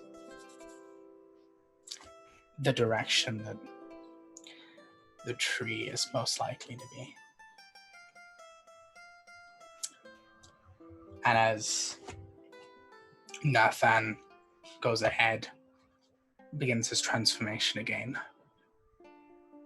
lets you jump on board, and beats his wings, and begins to fly away, with all of you on board. that's probably a good spot to leave the session. Woo! All right. Thank you, Ray, for crushing me once again. How many? That was One, a lot of two. characters being jackasses, so apologies. The fire plane is not a happy place. Hey, Orin, how does it feel that I have more in Two, common with your three. gods than you do? 4, 5. Fuck. What does that make me? Like I worship a Sub-warlock. warlock now, so now I'm sub-warlock? Should I Welcome to the- multi-class into warlock now? You can be the first priest of the Church of Athenos. Trust me, you're not the first. Trust me, you're not Yeah, the first. First priest of the Church of Athenos. This is lightning. Yeah. Like, come on, who are we fooling? The first one has to be Athenos. Yeah, exactly. Duh. I think that's what Jen just said. I just said, yeah. Oh, sorry. You cut out, Jen. I was reading your lips. I was gonna say Technology. we gotta worship that booty. All right. Thank you, folks, for sticking around. We're going to go ahead and go around the horn here and just let everybody say who they are, plug anything you want to plug, and yeah, how's it been? Gonna start with Cole. Oh, that's new. Hi, howdy, bye. I'm Cole. I play Aridin here on Mondays, and you can find me on Twitter at Cole Moriel. I'm doing this out of order. You can catch me also tomorrow playing Kepri and the Gods We Know, and I do art things, so you should hang out and come talk to me on Twitter because I like talking to people. And I'm going to be in a couple of games this weekend. I'm going to be playing some Moonpunk, I think, maybe, depends, and Coriolis on Sunday, and I think that's on Nerdburger. I don't know if he has a Twitch channel or what. Yeah, I don't know if he'll Twitch- be streaming or not, but Yeah, I thought they were streamed. I can't remember now. I'm also going to be in a Emberwind campaign over on Valdrian's channel, and I'm super excited about that. I'll be playing with Drek, and that's all I got for right now. I'm very scatterbrained. I'm still going over the lore dump in my head. Oh, the lore. Yeah, sorry. 50 Sean. pages of notes. Howdy, folks. I am No Tweet Sean, aka Obnox Sean on Discord. I'm one of the admins over at Thread Raiders. Recent new event coming up. We are one of the organizations that's helping with JasperCon. That's going to be August 25th through 30th. That is all in support of the American Association of Suicidology and the Not Okay app. We are raising money to provide resources for those who are in need and are considering or have considered suicide recently. Please join us to watch some really fun games and raise money for that cause. In general, if you're just wondering about me, I play a lot of games, but I really love playing games to help raise money for other people. So that's me. You can catch me, should be this Sunday on Duval and Dragons on So Maddie Games channel. Wonderful. Jen. Yes, I'm Jen. On Twitter, I am Quixote Jen. QUIXOTEJEN. 1N, not 2. Right up there. Come say hi. And you can also find me on our Discord. I'm in there a lot. I am usually like coordinating community games. We're gonna have like a off-stream game of the Warren in the next like couple of weeks. We've got another queer heist crew. That's like become like a monthly staple. I know. Impulse Drive is happening, all sorts of other stuff, so you can see me there. I will also be back tomorrow for The Gods We Know. Tomorrow evening at 6 Pacific. And then at 12 Pacific, I'm going to be on Encounter Roleplay on Wednesday. I'm playing in my one-shot where I'm Ryan. It's actually D&D in space, but I'm from like a planet where it's kind of backwater planet, so I sort of sound like that. I'm actually going to start on the 22nd. I'm going to be in a game on Polished Cryptid's channel, a 4-shot of Apocalypse World, with the only, like one of the only GMs like I would ever do that with. I get to play with Vanish X Owner Matthew, who I absolutely adore. So like I'm really excited for that. It's going to be a 4-shot there. And then I'm sorry, I'm almost done. We've got our fundraiser for helping Lebanon happening on the 22nd as well. So I'll be around for that at the very least in chat, if not playing or running something. But working on that. And then I'm going to run the Extra Life on the 29th, 7 to 10 Eastern time, playing For the Honor / She-Ra, except not copywritten. And watch out, because we're going to be making big announcements about a new streaming campaign happening soon of Monster Hearts, and it's going to be awesome, and I'm starting to see some of the art for it. I'm so excited. It's going to be so cool. So yeah, that's I had to write down my list. That's a good place to be. I probably should do that as well. Wonderful. Dan. Ooh, so hi, I'm Drak, or Draconics. Drak for short, because that's just easier. You can find me on Twitter at Draconics. That's DRAKONIQUES. Sorry for the weird spelling. I'm in a lot of things. So yeah, you can find me here 6 p.m.